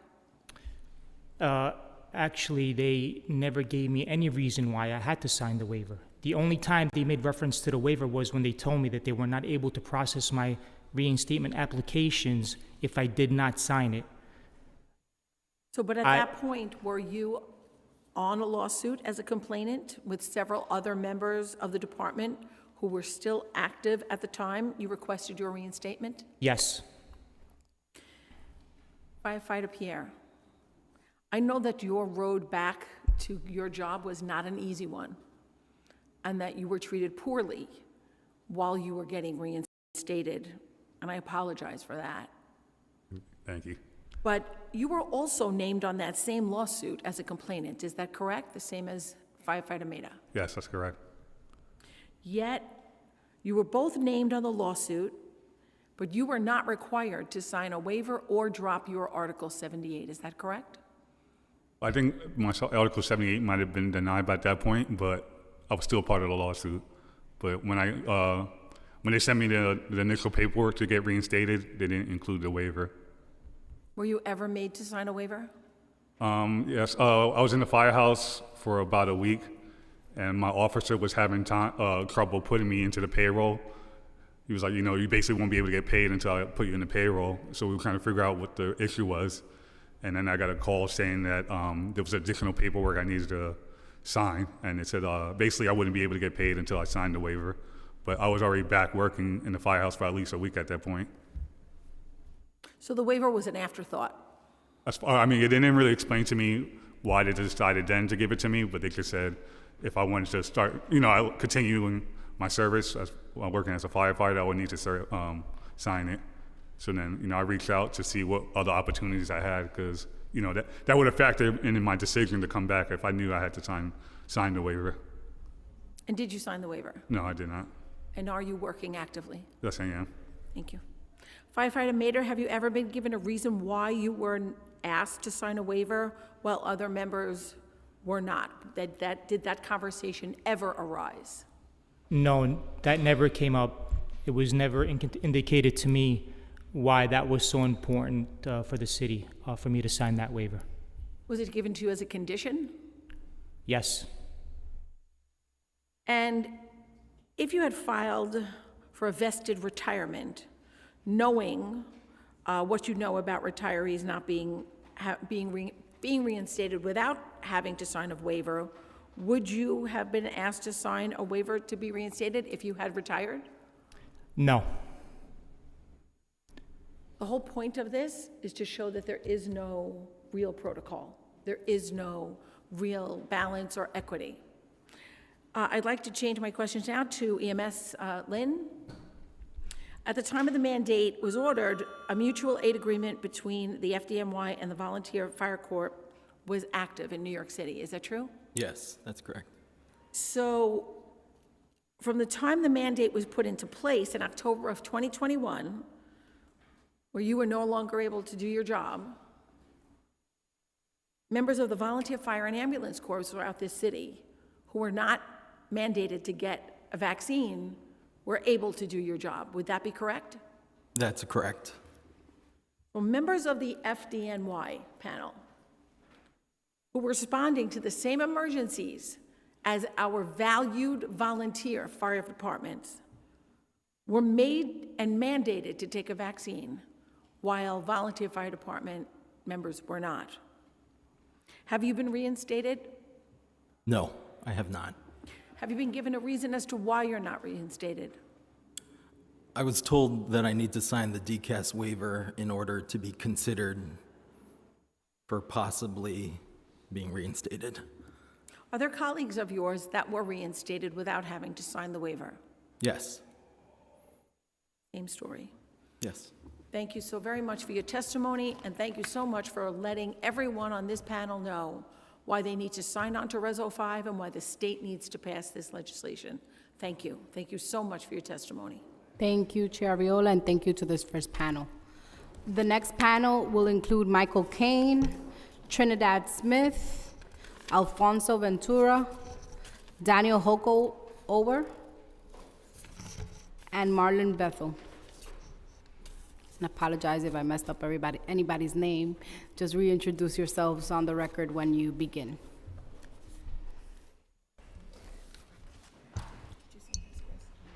Ventura.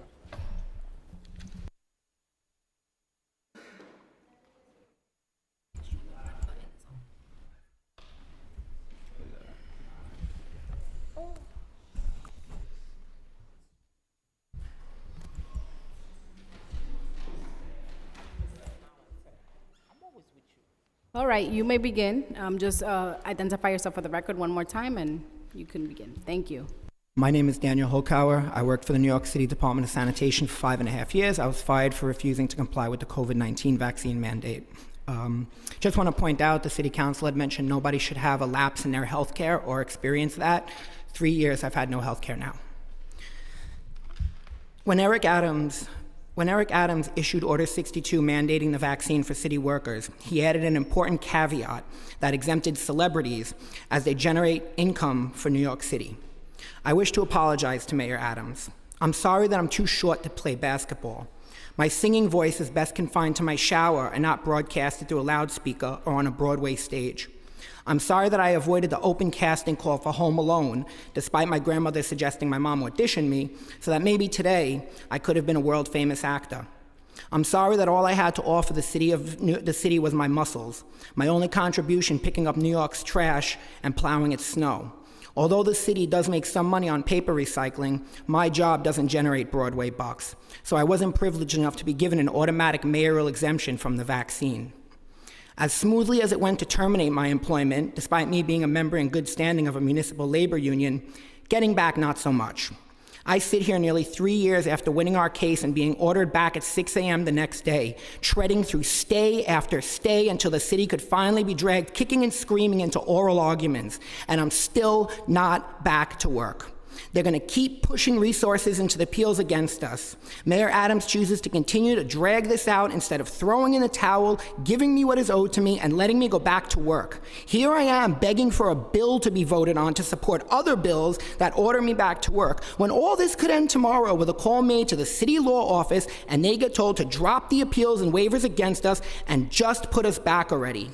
I'm just a callous-handed, middle-class dude, the backbone of New York. I never asked anything from this city, but until the day comes when I can finally get the call to report back to my district, I will keep coming here to testify. I will keep reminding everybody of the continued injustice being lodged against unlawfully terminated middle-class New Yorkers who aren't asking for handouts. As I said at the last City Council meeting, and I'll continue to say until it finally happens, I just want my due compensation and the damages owed to me, and I just want to go back to throwing garbage in the rain. Thank you so much. Next panelist, please. Thank you. Good afternoon. My name is Alfonso Ventura. When the COVID-19 pandemic began, I, like another municipal worker, was pushed to work. I was working in the biggest restaurant in New York City, the school. I was working at PS 8, located at Amsterdam Avenue and 68th Street.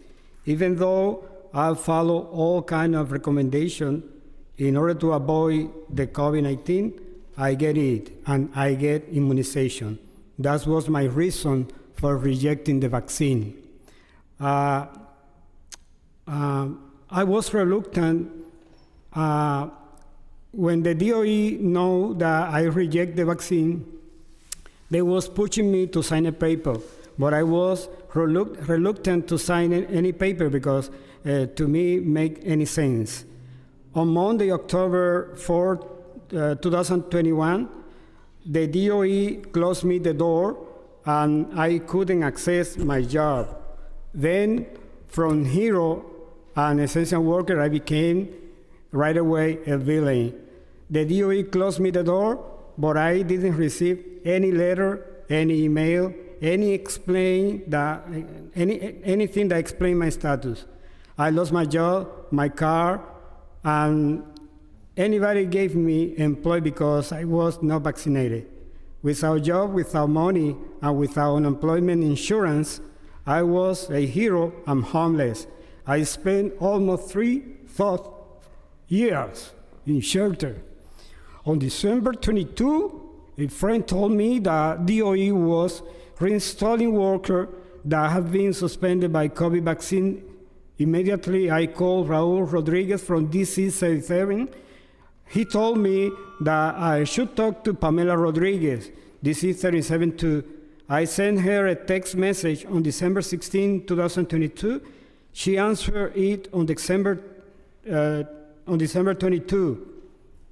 I called her by phone and explained my situation.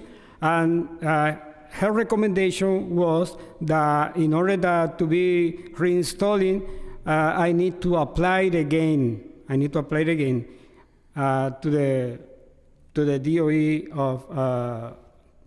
I reject her recommendation because if I do that, I'm saying that I didn't spend more than 5 years previously the COVID-19 pandemic. Look like the DOE authority used the pandemic for get rid of guy like me. They call unsubordinated. I reject the COVID vaccine because the own coronavirus create immunity in my body. When I get COVID-19, as a paradox, reject the COVID vaccine. The COVID vaccine has been more harmful for my life than coronavirus itself. Thank you. Thank you for your testimony. Next. Hello, my name is Trinidad Smith, and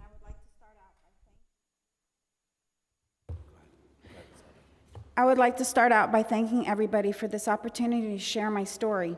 I was a tenured special education teacher in the field of autism for over 20 years. My main objective here is to shine a light on how difficult the process continues to be for me and thousands of other city workers in trying to get our careers back. The City of New York and DOE failed those of us who were terminated or had resigned with a lack of outreach and guidance on re-entering the workforce. We were only told to reapply as new teacher, as I did. I was cleared and I was put in the new teacher recruiting section of the DOE's website. I had 3 separate interviews in August of 2023. My last interview was an in-person demo lesson and the interview with the principal in Brooklyn. Her last words to me was, "I will call you this evening to let you know what site I'm going to put you at, providing you clear HR."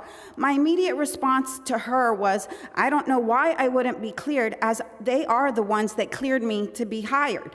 To my surprise, I did not get a call back or email or thank you for the interview, or that they were going with another candidate. Absolutely no response. That was my 3rd interview in a row that was left like this. I understand perhaps 1 no callback, but 3 in a row is highly unlikely and unprofessional. I stopped interviewing after that, and I truly feel that HR is being instructed by the legal department not to clear me.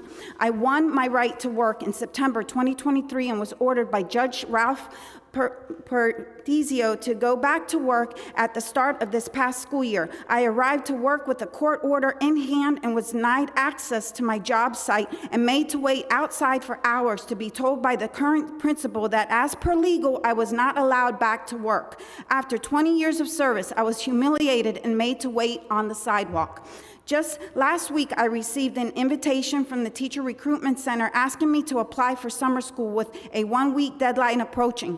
I would be genuinely grateful if I could work for summer school, as I have done for my full 20 years straight with the DOE. Thank you. Thank you. Hey, my name is Michael Kane. I was a New York City special ed teacher for over 14 years. I lost my job over the vaccine mandate and founded a group called Teachers for Choice. I thank you, Chairwoman De La Rosa. Thank you, everybody here, especially the minority leader, Councilwoman Ariola. You've just been, heroic for us, and I appreciate that. Thank you so much to Councilwoman Joseph for being here and everybody for being here. I first just have to note that it really struck me to hear Alfonso talk about homelessness from this. And I didn't know that. I just met Alfonso. Our friend Daniel Villa from La Voz Latina introduced us. And that's the type of loss this has had. And so when we're trying to get back, it's so important. There's 2 real things I want to talk about. One is that I've been involved in 2 major lawsuits. One is Kane versus de Blasio, that is currently in the Second Circuit Court of Appeals, paired with 2 other lawsuits. It's been sitting there 17 months. And then a state lawsuit called DeCapua versus the City of New York. Trinidad is a named plaintiff along with me in both of those cases. And in the state case, we did have a victory, as Trinidad had just talked about, and we're not back to work. The appeals process goes on and it continues on. And the last thing I want to talk about is what Trinidad said too. She's blocked. She feels she's blacklisted. And we know this is in court record, and we talked about it in City Council. There are problem codes that have been placed on unvaccinated educators that have provided roadblocks. Some educators have gotten it admitted to them, and others, like Trinidad, she suspects it, but she just can't prove it. Please support Resolution 5. There's no reason for this anymore. There's no reason for an impediment. We might disagree on the past. I don't think we disagree on the future. We need to move forward. Thank you all so much. Thank you so much. Good afternoon, council members. Thank you for giving me the opportunity to speak today. My name is Marlon Bethel. I'm a former NYPD detective. Contrary to the lies you've been told by the Adams administration, NYPD cops were not only forced out of their careers, but some, like myself, were terminated, and today prevented from returning to work lest they waive their rights. There are members of this body that are fond of preaching the virtues of social justice and minority rights. So I ask, where is the equity that a minority, an immigrant to this country, a resident of the city, and a 15-year veteran cop with over 200 arrests and citations from the NYPD and the Kings County District Attorney's Office cannot return to work unless I waive rights bestowed upon me by the laws of this nation, state, and city itself? How can we expect workers, the arm of government, to operate with fairness and equity if they are being discriminated and extorted of their own individual civil liberties? The return to work process has been a disjointed mess from the get-go. This is in no way an outrageous statement. The NYPD's own procedure was not detailed until a week after Eric Adams announced the cancellation of the mandate, and was not distributed to former employees by the department. I myself only became aware of the change after being called by former colleagues who themselves saw the mayor's press conference and had no idea about the details, as the department had sent out no notifications or emails. After making numerous calls throughout the department, I was finally able to speak to somebody who explained the procedure to me. The procedure itself was as arbitrary as the deadline that was set for reinstatement. It glossed over a lot of minutiae like back pay, return to work, return of accrued vacation time, return to a prior unit, pension shortages due to the lapse in contributions, and worst of all, the procedure explicitly noted that I must sign a waiver in order for me to return. Throughout my career, I have always sought to not overstep the civil rights of other individuals, including those who don't respect our own laws. As I sit here, I can't help but wonder, why must I now give up my own? Had I simply chose fraud and dishonesty and used a fake vax card, I would have been reprimanded and still allowed to keep my job. So why is it that having chosen honesty and actual science, I'm no longer allowed to be there unless I sacrifice my additional rights? Mr. It is time for this council to send a message. Can you conclude, please? Thank you. I think it's time for the council to send a message, okay, on behalf of your constituents, some of who are all in here, and we all work for the city. Thank you. Thank you. This panel, I want to open it up for questions, so please don't move for 1 second. I know that Minority Leader Borelli has a question, and I believe Councilmember Joseph. Minority Leader? Just a question for Mr. Hulkauer. You mentioned you won a lawsuit. Yes, Can you Garvey et al. Can you just explain the merits of the case and what the judge found? So Garvey et al. Was decided in October of 22. It was in Article 78. We basically declared the entire mandate arbitrary and capricious. The entire rollout, we were ordered back the next day at 6 a.m., but the city was applying for a stay before the ferry reached South Street. They already had a stay going, and they've just been continuously staying us ever since. But basically, our case declares the entire mandate rollout arbitrary and capricious. And the decision also requires that you and the other complainants be restored to work? We were ordered back to work at 6 a.m. the next day, but as I said, the city has been staying us for the past, like every opportunity the city gets to throw a stay at us, they'll take it. If they can throw a 10 minutes extra, they'll do it. Were all the complainants sanitation employees? Yes, everyone was a member of the DSNY, either 831 or 444. And other employees that weren't a part of your lawsuit that was successful have been reinstated? Not that we don't know actually what's going on with anybody else. They've kept everything pretty much in the dark. We don't know, we only know about the 16 of us from our group, from our lawsuit. We have found stragglers here and there from the internet and whatnot, but I don't know of anybody. I'm not sure, to be honest with you, because we are completely in the dark, and the city doesn't release any information about how many sanitation workers were fired, anyone who was reinstated. We do know that people from other agencies have been, but from what I understand from sanitation, no, I don't know. Thank you. Thank you, Minority Leader. Councilmember Joseph, followed by Councilmember Marrero. Thank you so much. First of all, thank you for your service, my fellow educators. I was an educator for 2 decades before I became a council member, and I'm also the education chair in the New York City Council.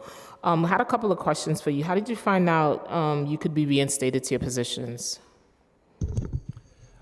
I found out from my lawyers and my attorneys. I didn't find out from the union or from the Department of Education. Same, we're on the same lawsuit, so I was told by the judge that I was cleared to go to work, and he wanted me there the next day, bright and early with the kids, first day of school, and I was excited for half a second. I can imagine serving as an educator for 2 decades as well, so no one did any outreach to you to let you know you could return. You had to find out through other means? No, and even when I keep getting through with all these interviews to the very last step, all 3 interviews, they aren't even they aren't even allowed to call me back. I'm getting absolutely no response from them at all. And just one thing I want to add to that. We found out because the mayor ended the mandate 2 days before we went into the Second Circuit Court of Appeals, which was very interesting timing. So I knew about that. But we didn't get any outreach. Teachers reached out to me and to teachersforchoice.org asking us, hey, what's going on? What do we have to do? Eventually, I spoke to Beth Norton, who's the general counsel of the UFT, who told me everything, had a 40-minute call for her. I wrote it all down. I have it published on the website now, and when people ask, I send it to them. So this administration has been really lacking in any form of outreach. It really seems like they just wanted to act like it didn't happen and make it go away, as opposed to admitting, okay, maybe some mistakes were made, here's how we'll fix them. It just seems like that part never happened. Wow. How many of those teachers been able to be reinstated without signing a waiver? Do you know any of the educators that were reinstated? I know some educators who were. Obviously, they're not excited to come down here and raise their hand and say their name and tell that it happened. Of course. And I know some who refused to go back because they're insisting on the waiver. And I know some who went back, some in tears, because they said, my spouse is going to leave me if I don't go back, so I'm going to sign this waiver. They didn't want to, but they did. So there's no uniformity to this. It has been a hodgepodge. It depends what district you're in, depends on your relationship with your principal, depends on all of these different big bureaucratic things, not a defined policy. Off the top of your head, can you tell me how many educators altogether? Just of which category? Of that was out of work, that are still out of work, and those that have returned. Do you have an idea? I'm sure hundreds, if not thousands, have returned because they had to. Right. Many signing the waiver, maybe some not. I'm positive hundreds still want to. I'm positive of that based on the emails and stuff I get. It could be thousands, but I don't know for sure. Another quick question, just for clarification. Our city is going through a shortage of special education teachers. And I know, I was an ENL coordinator before I left to join the council, so I know what shortage looks like. And this is a moment where we need shortage areas. And if you're watching anything, our preschoolers are home, about 700 that have no preschool education teachers. And so you guys are needed in the city, so I hope the administration is listening and get you guys back to work. Thank you so much for that, Councilwoman. Thank you. Sure. There are teachers that were found to have fake cards, and they gave them a little slap on the wrist and they're back to work. So, I mean, it's like if they want honesty, they're not necessarily showing through example. Teachers always want to teach, guys. We love what we do. We love it because we do it. I miss teaching, but I'm here for a greater purpose. So thank you for your service. Thank you. Thank you so much, Councilwoman. Thank you. Thank you, Councilmember Marmorato. Thank you. So I'd like to thank all of you for your service. We really do appreciate it in the city, and especially you, Detective Bethel. Thank you for your 16 years in protecting our entire city. We appreciate that. From listening to your testimony, it sounded like you found out from other co-workers that you could be reinstated. Was there any outreach done by the department to the members? No, there was not. Nothing at all? There was none. I had to initiate phone calls to multiple departments multiple bureaus within the department. I'm sorry to hear that. And as a retired members of the department that were forced to retire because they did not want to comply with the mandates, were they able to return to the department without signing a waiver? And did anyone ever explain to you why you were being treated differently than other retirees? Yes, they were. No one ever explained it to me. Okay, all right. Sorry to hear that, and I hope everything works out for all of you, and I'm behind you guys. Thank you. I want to thank this panel for your service and for continuing to come here. I've seen you at least in 3 other hearings, so we appreciate it and we look forward to getting this resolution done. Thank you so much for being here and for your service. Thank you. Thank you. Okay. Up next, our third panel is Christine Gross, Mo Olivieri, Diane Pagan, Michael Tracy, and Edmund Wallace.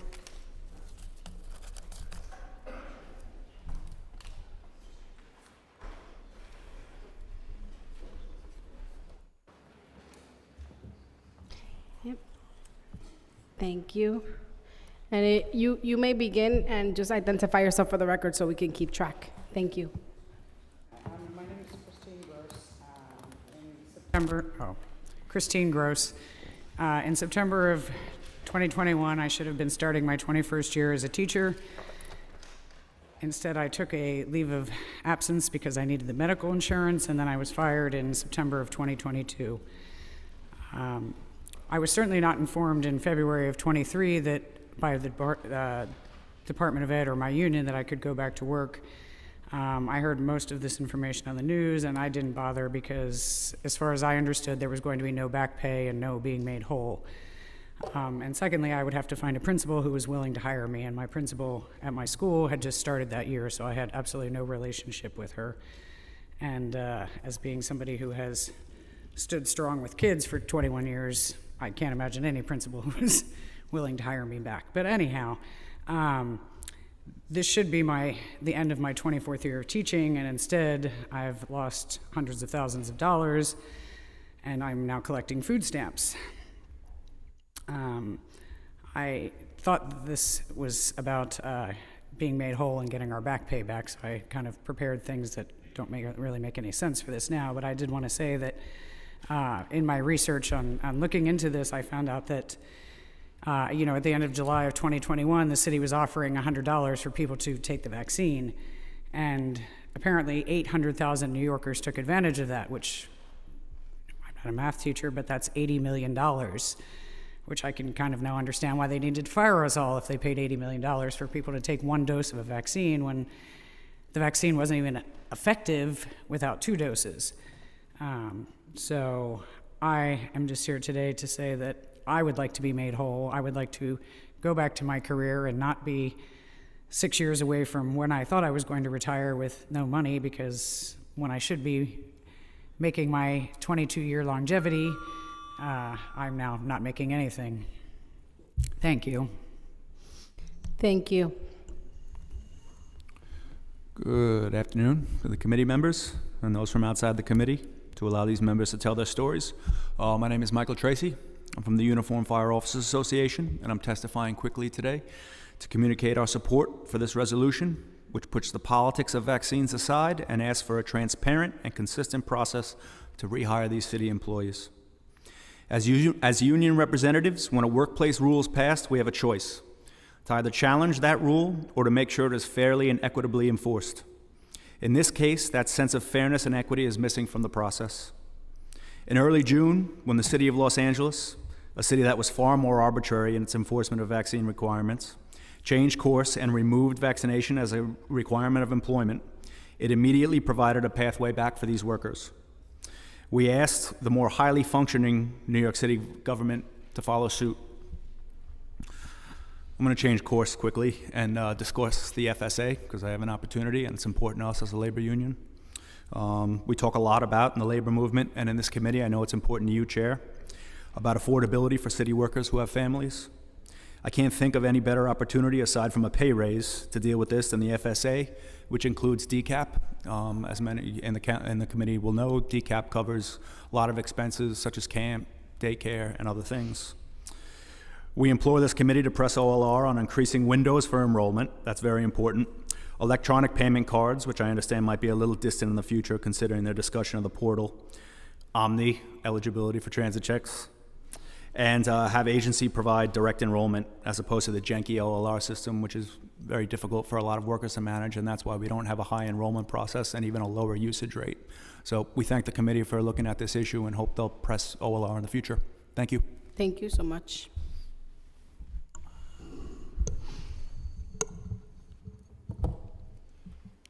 Good afternoon. Good afternoon. My name is Diane Pagan. It's been a long road to get here. We're worn out, excuse me. My name is Diane Pagan.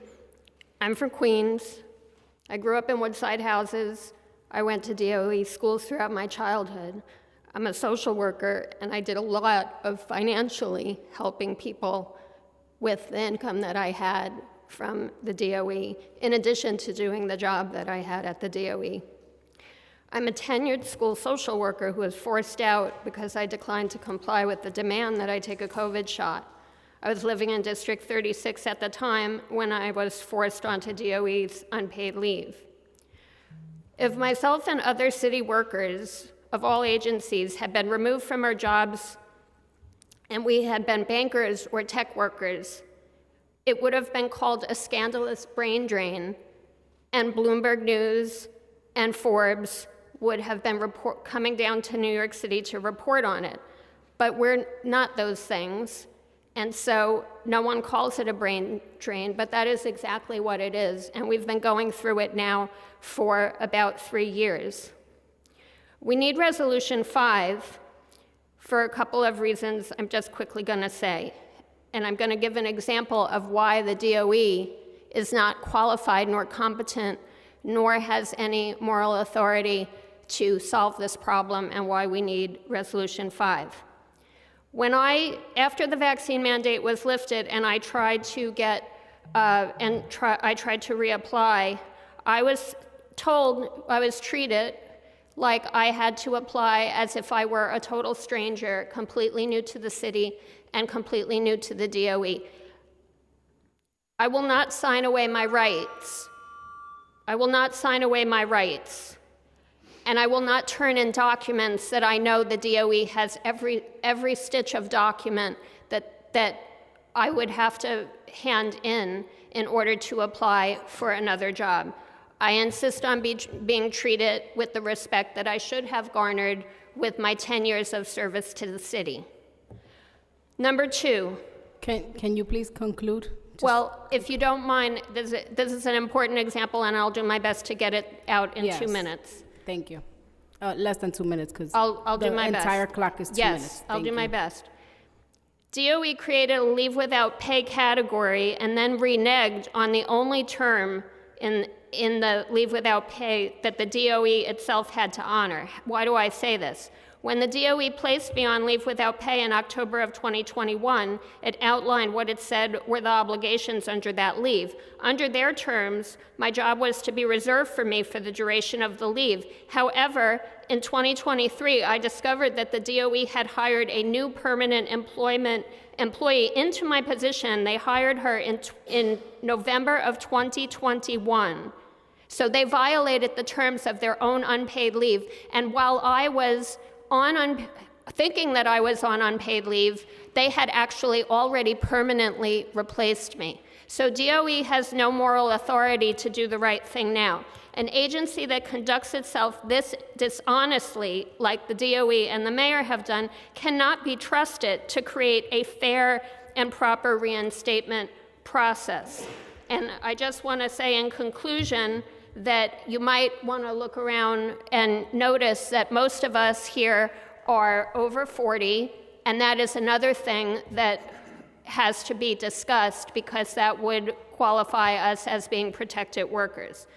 I really ask from the bottom of my heart for the council to pass Resolution 5 so that we can be done with all of these past injustices and move forward. All we want is to be treated with a certain amount of decorum and not be once again put through hoops trying to apply for jobs when we were never actually legally and properly terminated. Thank you very much. Thank you so much. All right, good afternoon. My name is Mo Oliver, Willie Oliveri.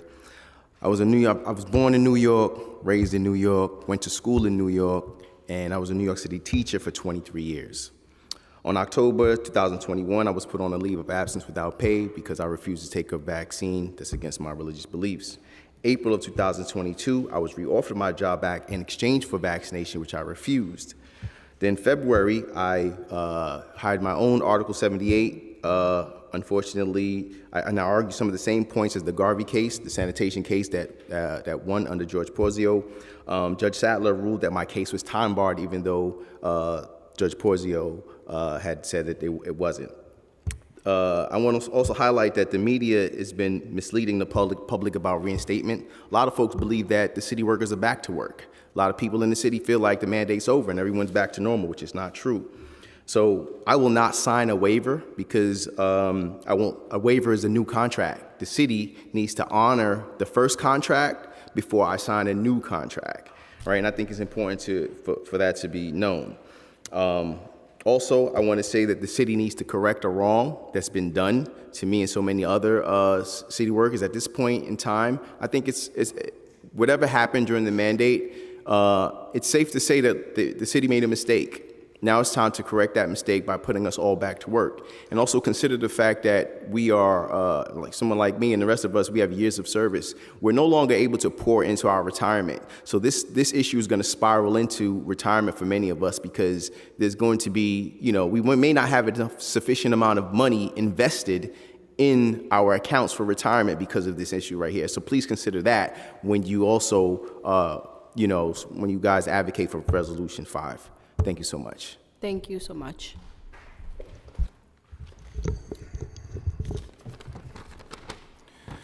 Hello, my name is Edmund David Wallace II. I am here to speak about deprivation of the First Amendment right of freedom of religion, a basic human right. I have not worked since January 6, 2022, because New York City denied my religious exemption and my appeal for not taking the COVID shot/bioweapon. The past 30 months have been a burden on myself and family, causing a massive amount of undue hardship.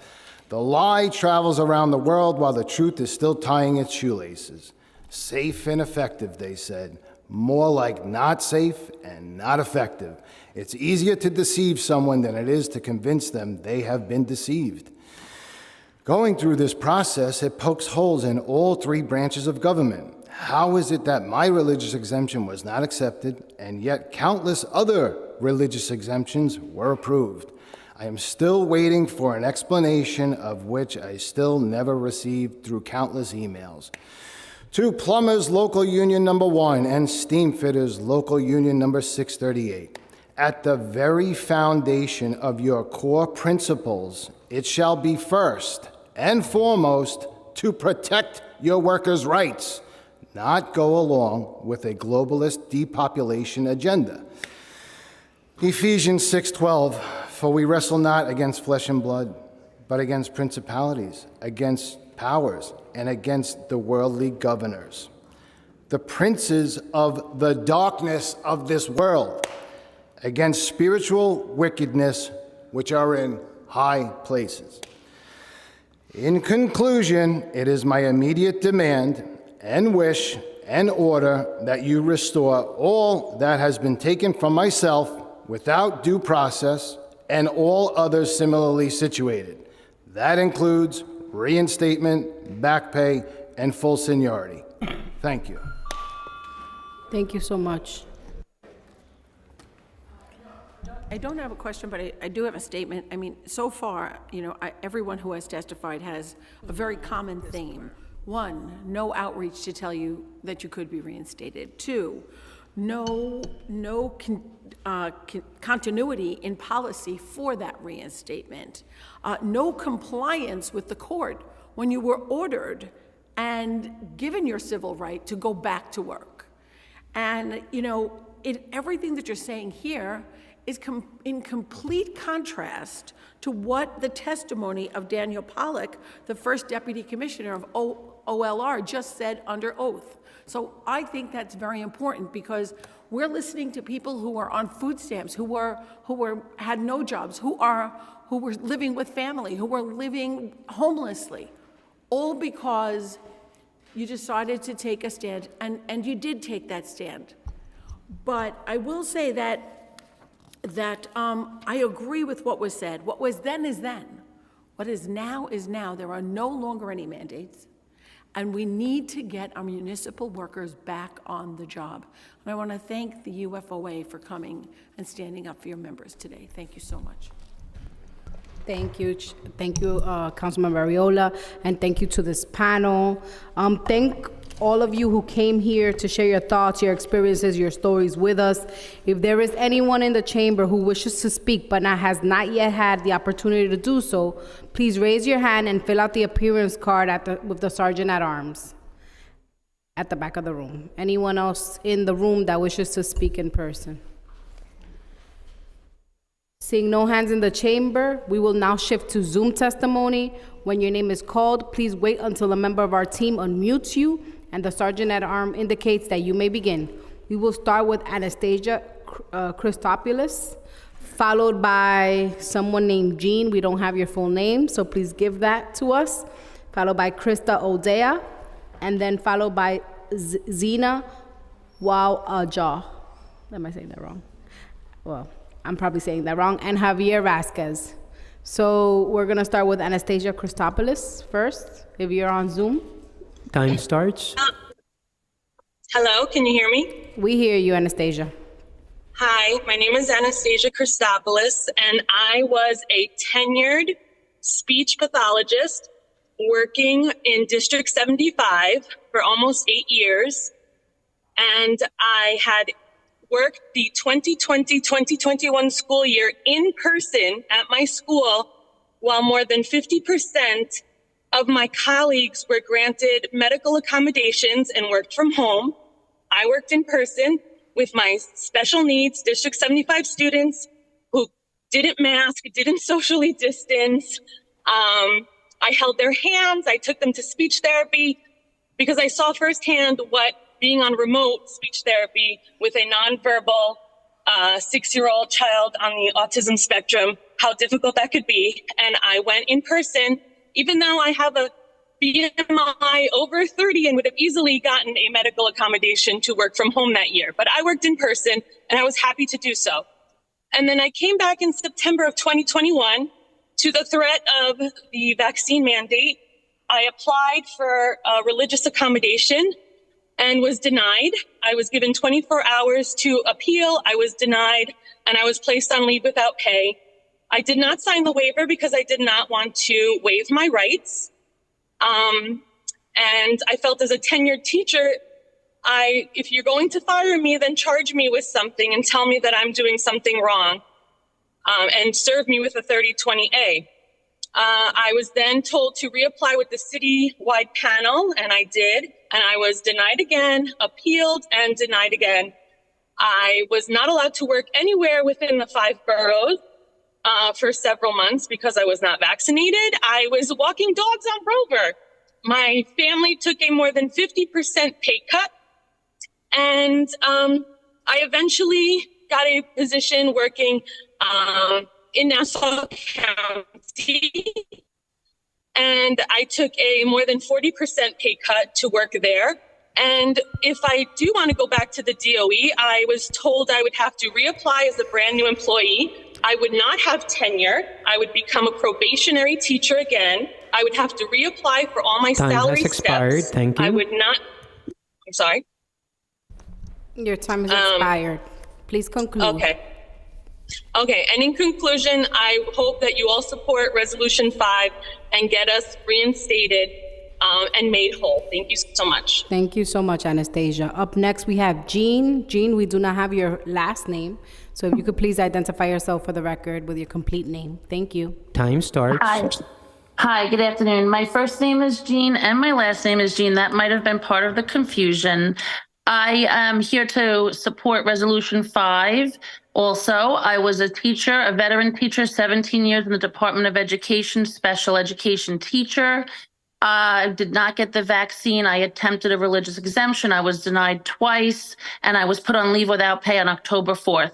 Same as my other colleagues from all city agencies, there was a lack of communication, a lack of information, a lack of outreach from union, from DOE, from city work, any city agency to help guide us in what we needed to do or what was happening to us. I was not offered any type of 3020A hearing. By October 18th, I was under so much stress from my principal calling and harassing me to see if I was coming back to work. I had to resign. Under the arbitration agreement, I was anticipating being able to collect some unemployment to be able to at least support myself until I could figure out my next steps, hoping that I would be able to get my job back in the city school system. I was a stellar employee. I never took a day off. This really was a very emotional, stressful time for me, and losing a career. I not only lost a part of who I am, but I also lost 100 colleagues. I lost something that I educated myself with 30 credits above my master's degree at the highest part of my payroll, where now I'm working and piecemealing 4 different jobs just to make half the money.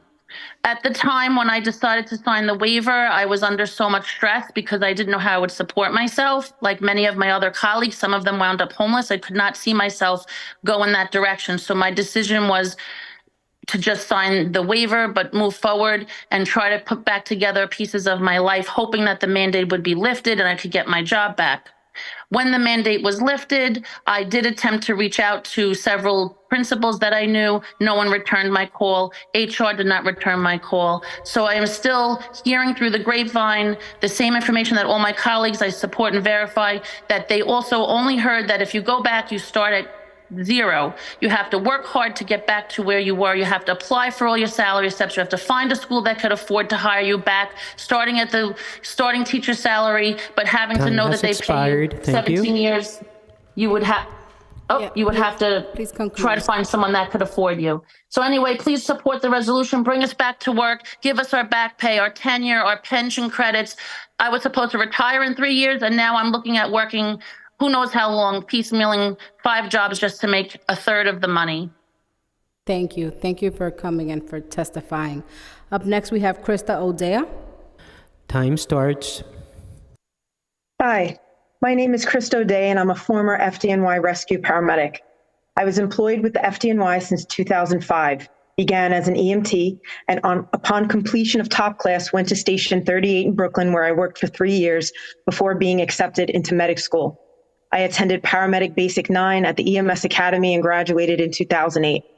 I worked as a paramedic at Station 58 in Brooklyn for 5 years, and during this time, I attended training to become a hazardous materials technician and transferred to Staten Island. In 2015, I was asked to take an offline role as the ALS coordinator for Division 5, which includes Staten Island and South Brooklyn. In 2017, I was accepted into the Rescue Medic Basic Training class and was working as a rescue paramedic until I was terminated on March 15th of 2022. In addition to my work on an ambulance, I was a mentor in the FDNY Explorer program since 2014. I was also trained in the Dignitary Protection Unit, Counterterrorism Task Force, as an EEO counselor and EEO liaison for Division 5, and as an alternate liaison to the commissioner. In 2009 and 2021, I received a pre-hospital SAVE commendation, and in 2015, I received Paramedic of the Year award. I also published a call review article in FDNY EMS Pro magazine in the June-July issue of 2016, recorded a podcast with then Chief of Staff Elizabeth Cassio for FDNY EMS Pro in March of 2018, and was interviewed in April 2020 for an insight into COVID-19 emergency responders. I have poured my heart and soul into my career with the FDNY, and I've shown exemplary dedication to my profession. Being a frontline emergency healthcare provider was a calling since childhood. Working in this field not only allowed me to fulfill my passion, but has brought about significance and purpose in my life. I truly enjoy being a paramedic and providing care for my community.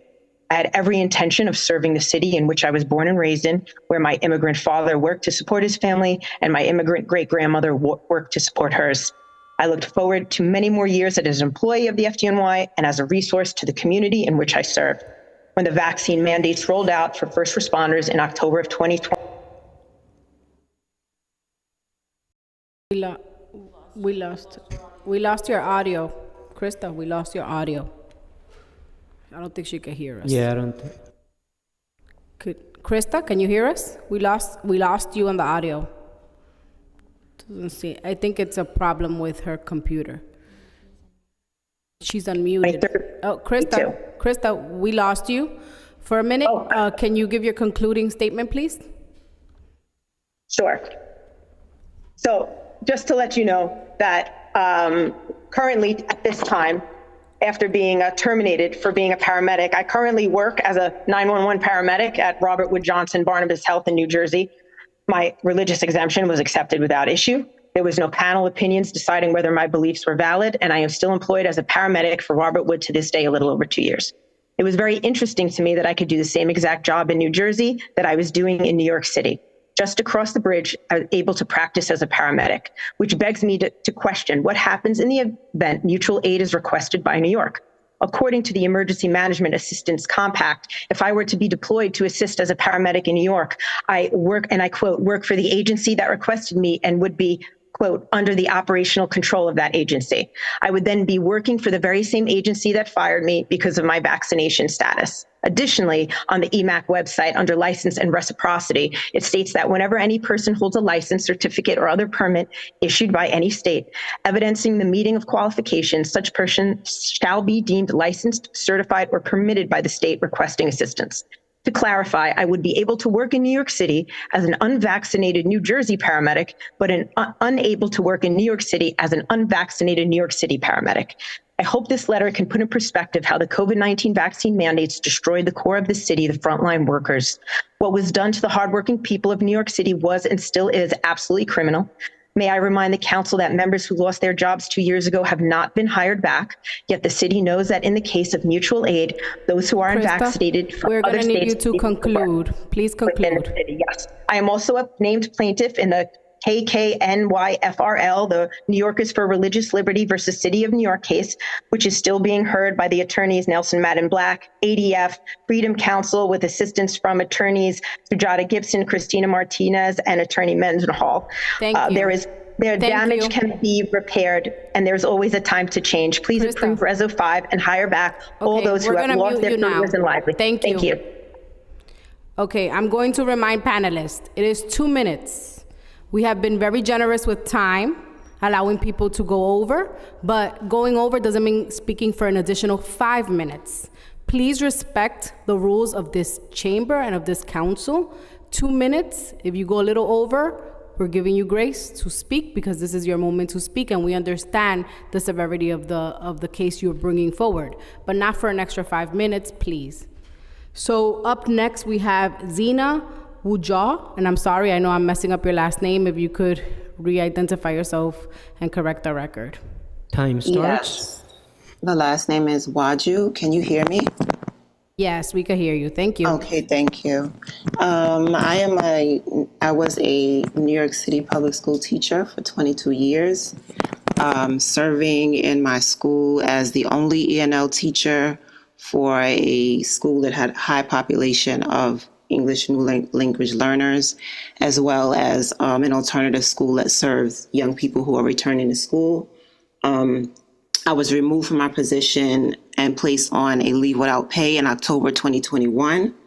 Some of the impacts of that, because it was extended through my, to me, kind of runaround exemption appeals process, which lasted for 6 months. As a part of that LWOP status, I was restricted from seeking gainful employment elsewhere. I was also restricted from seeking unemployment benefits and from seeking food and nutrition benefits, which were needed in my household, as I was the sole income provider in my home. Some long-term effects have been since the termination that happened in the spring of 2022. A depletion of my savings during the leave without pay period, where I had no other resources except what I had saved. Being significantly reduced in terms of my retirement income, which I was told when I pursued an appointment with the retirement specialist, who also told me to just take the shot and go back, and then I wouldn't have a problem. That I will not be able to recover that because that time was not pensionable, and I have not been paying into the system. And I also hadn't achieved the age or the service time required in order for me to retire at the time that I was supposed to. That, I was also denied unemployment benefits again after I was approved by New York State Department of Labor. The city, my employer, stepped in and created a story to say that I was not eligible, and so those benefits were cut off, and I have been making my way, navigating on my own. Again, I supported myself and my own household, but also I have always been a support to my extended family through the stability of my job and through the resources that I was able to get through there, and that has stopped. Your time has expired. Thank you. Thank you. Thank you so much. Xavier Vasquez. Please Time unmute starts. Hi. I'm a Marine Corps veteran. I served 2 tours in Iraq. Was motivated after the devastating things that happened in 9/11. I was terminated in 2022 for my religious beliefs. My religious exemption got denied. I also practiced my rights to not disclose if I was vaccinated or not, which I never did. I did comply with the weekly testing, despite of that, because I was coerced to do that or have to be escorted outside of the building. I lost a secure job that I trusted after I joined the Marine Corps. I did get my associate's degree. I didn't continue because I trusted the city to keep me employed. I've been impacted by the termination. My family has struggled to eat, to keep the utilities on. We've had to sell our house, get rid of our animals. That's even including farm animals, because I had a dream home. I was happy to be in the FDNY. I support the Reso 5 for us to go back to our jobs. But in the same time, I would like to feel some security that once we go back to our jobs, that we have the option of retiring, because of the stigma that's been created. The division has been prejudice that we're the unvaccinated has caused a little bit of a stir at a division, is what I would say. And I don't really trust the city anymore that I fought for overseas. I honestly feel betrayed, and I almost lost my family because of the emotional trauma that is caused within my family. I have a really hard time being able to make sure that my family stays alive during these days. I have a 1-year-old baby, 3-year-old, 17-year-old, and a 12-year-old that has ADHD. So to be honest, I feel very betrayed and hurt. I'll just leave it at that. Thank you, Mr. Vasquez. Councilmember Arreola has just 2 questions for you. Hold on one sec. Firefighter Vasquez, did you have an Article 78 filed? I won my Article 78, and the city has appealed it. They told the judge that I can call my job at any time and get my job back, in which I did. I called them and I also emailed them, and they directed me back to the city, saying that they were instructed that everything is being handled in court, so they denied me to get my job back. So I have my my lawyer, Christina Martinez, representing me currently in federal court. When the FDNY told you that, did they give you a reason that you were not being allowed to come back to work, even though the court mandated that you won your lawsuit and your right to go back to work? Did they give you a reason why? No, they gave me no reason, and there's a lot of confusion on why I'm not allowed to go back. It just seems discriminatory in many different ways. Thank you so much for your testimony, Mr. Vasquez. Thank you for your time. Thank you so much for coming and testifying, sharing your story. If you are currently on Zoom and wish to speak but have not yet had the opportunity to do so, please use the raise hand function and our staff will unmute you. Seeing no hands, I would like to note that everyone can submit written testimony at testimony@council.nyc.gov within 72 hours of this hearing. To conclude, I would like to thank my colleagues, Ms. Arreola, who's still here, and all of you who came out to share your stories. Making sure that the administration of benefits for city employees is a more seamless process, as well as of the staff who have helped to prepare this hearing as well. They're all city employees. We want to thank them for coming, for allowing us to have this important hearing on city benefits. In addition, we would also like to thank all of you who are still sitting in this room for sharing your stories. As I said before, this is not the first time you're here. We're looking forward to getting Resolution 5 passed and for all of you to be reinstated. I'd like to take a moment to express my thank you for all of your interest and your advocacy today. Thank you for all the work that you do and for your collective service to our city. With that, this hearing is now concluded, and I hope everyone makes it home safe.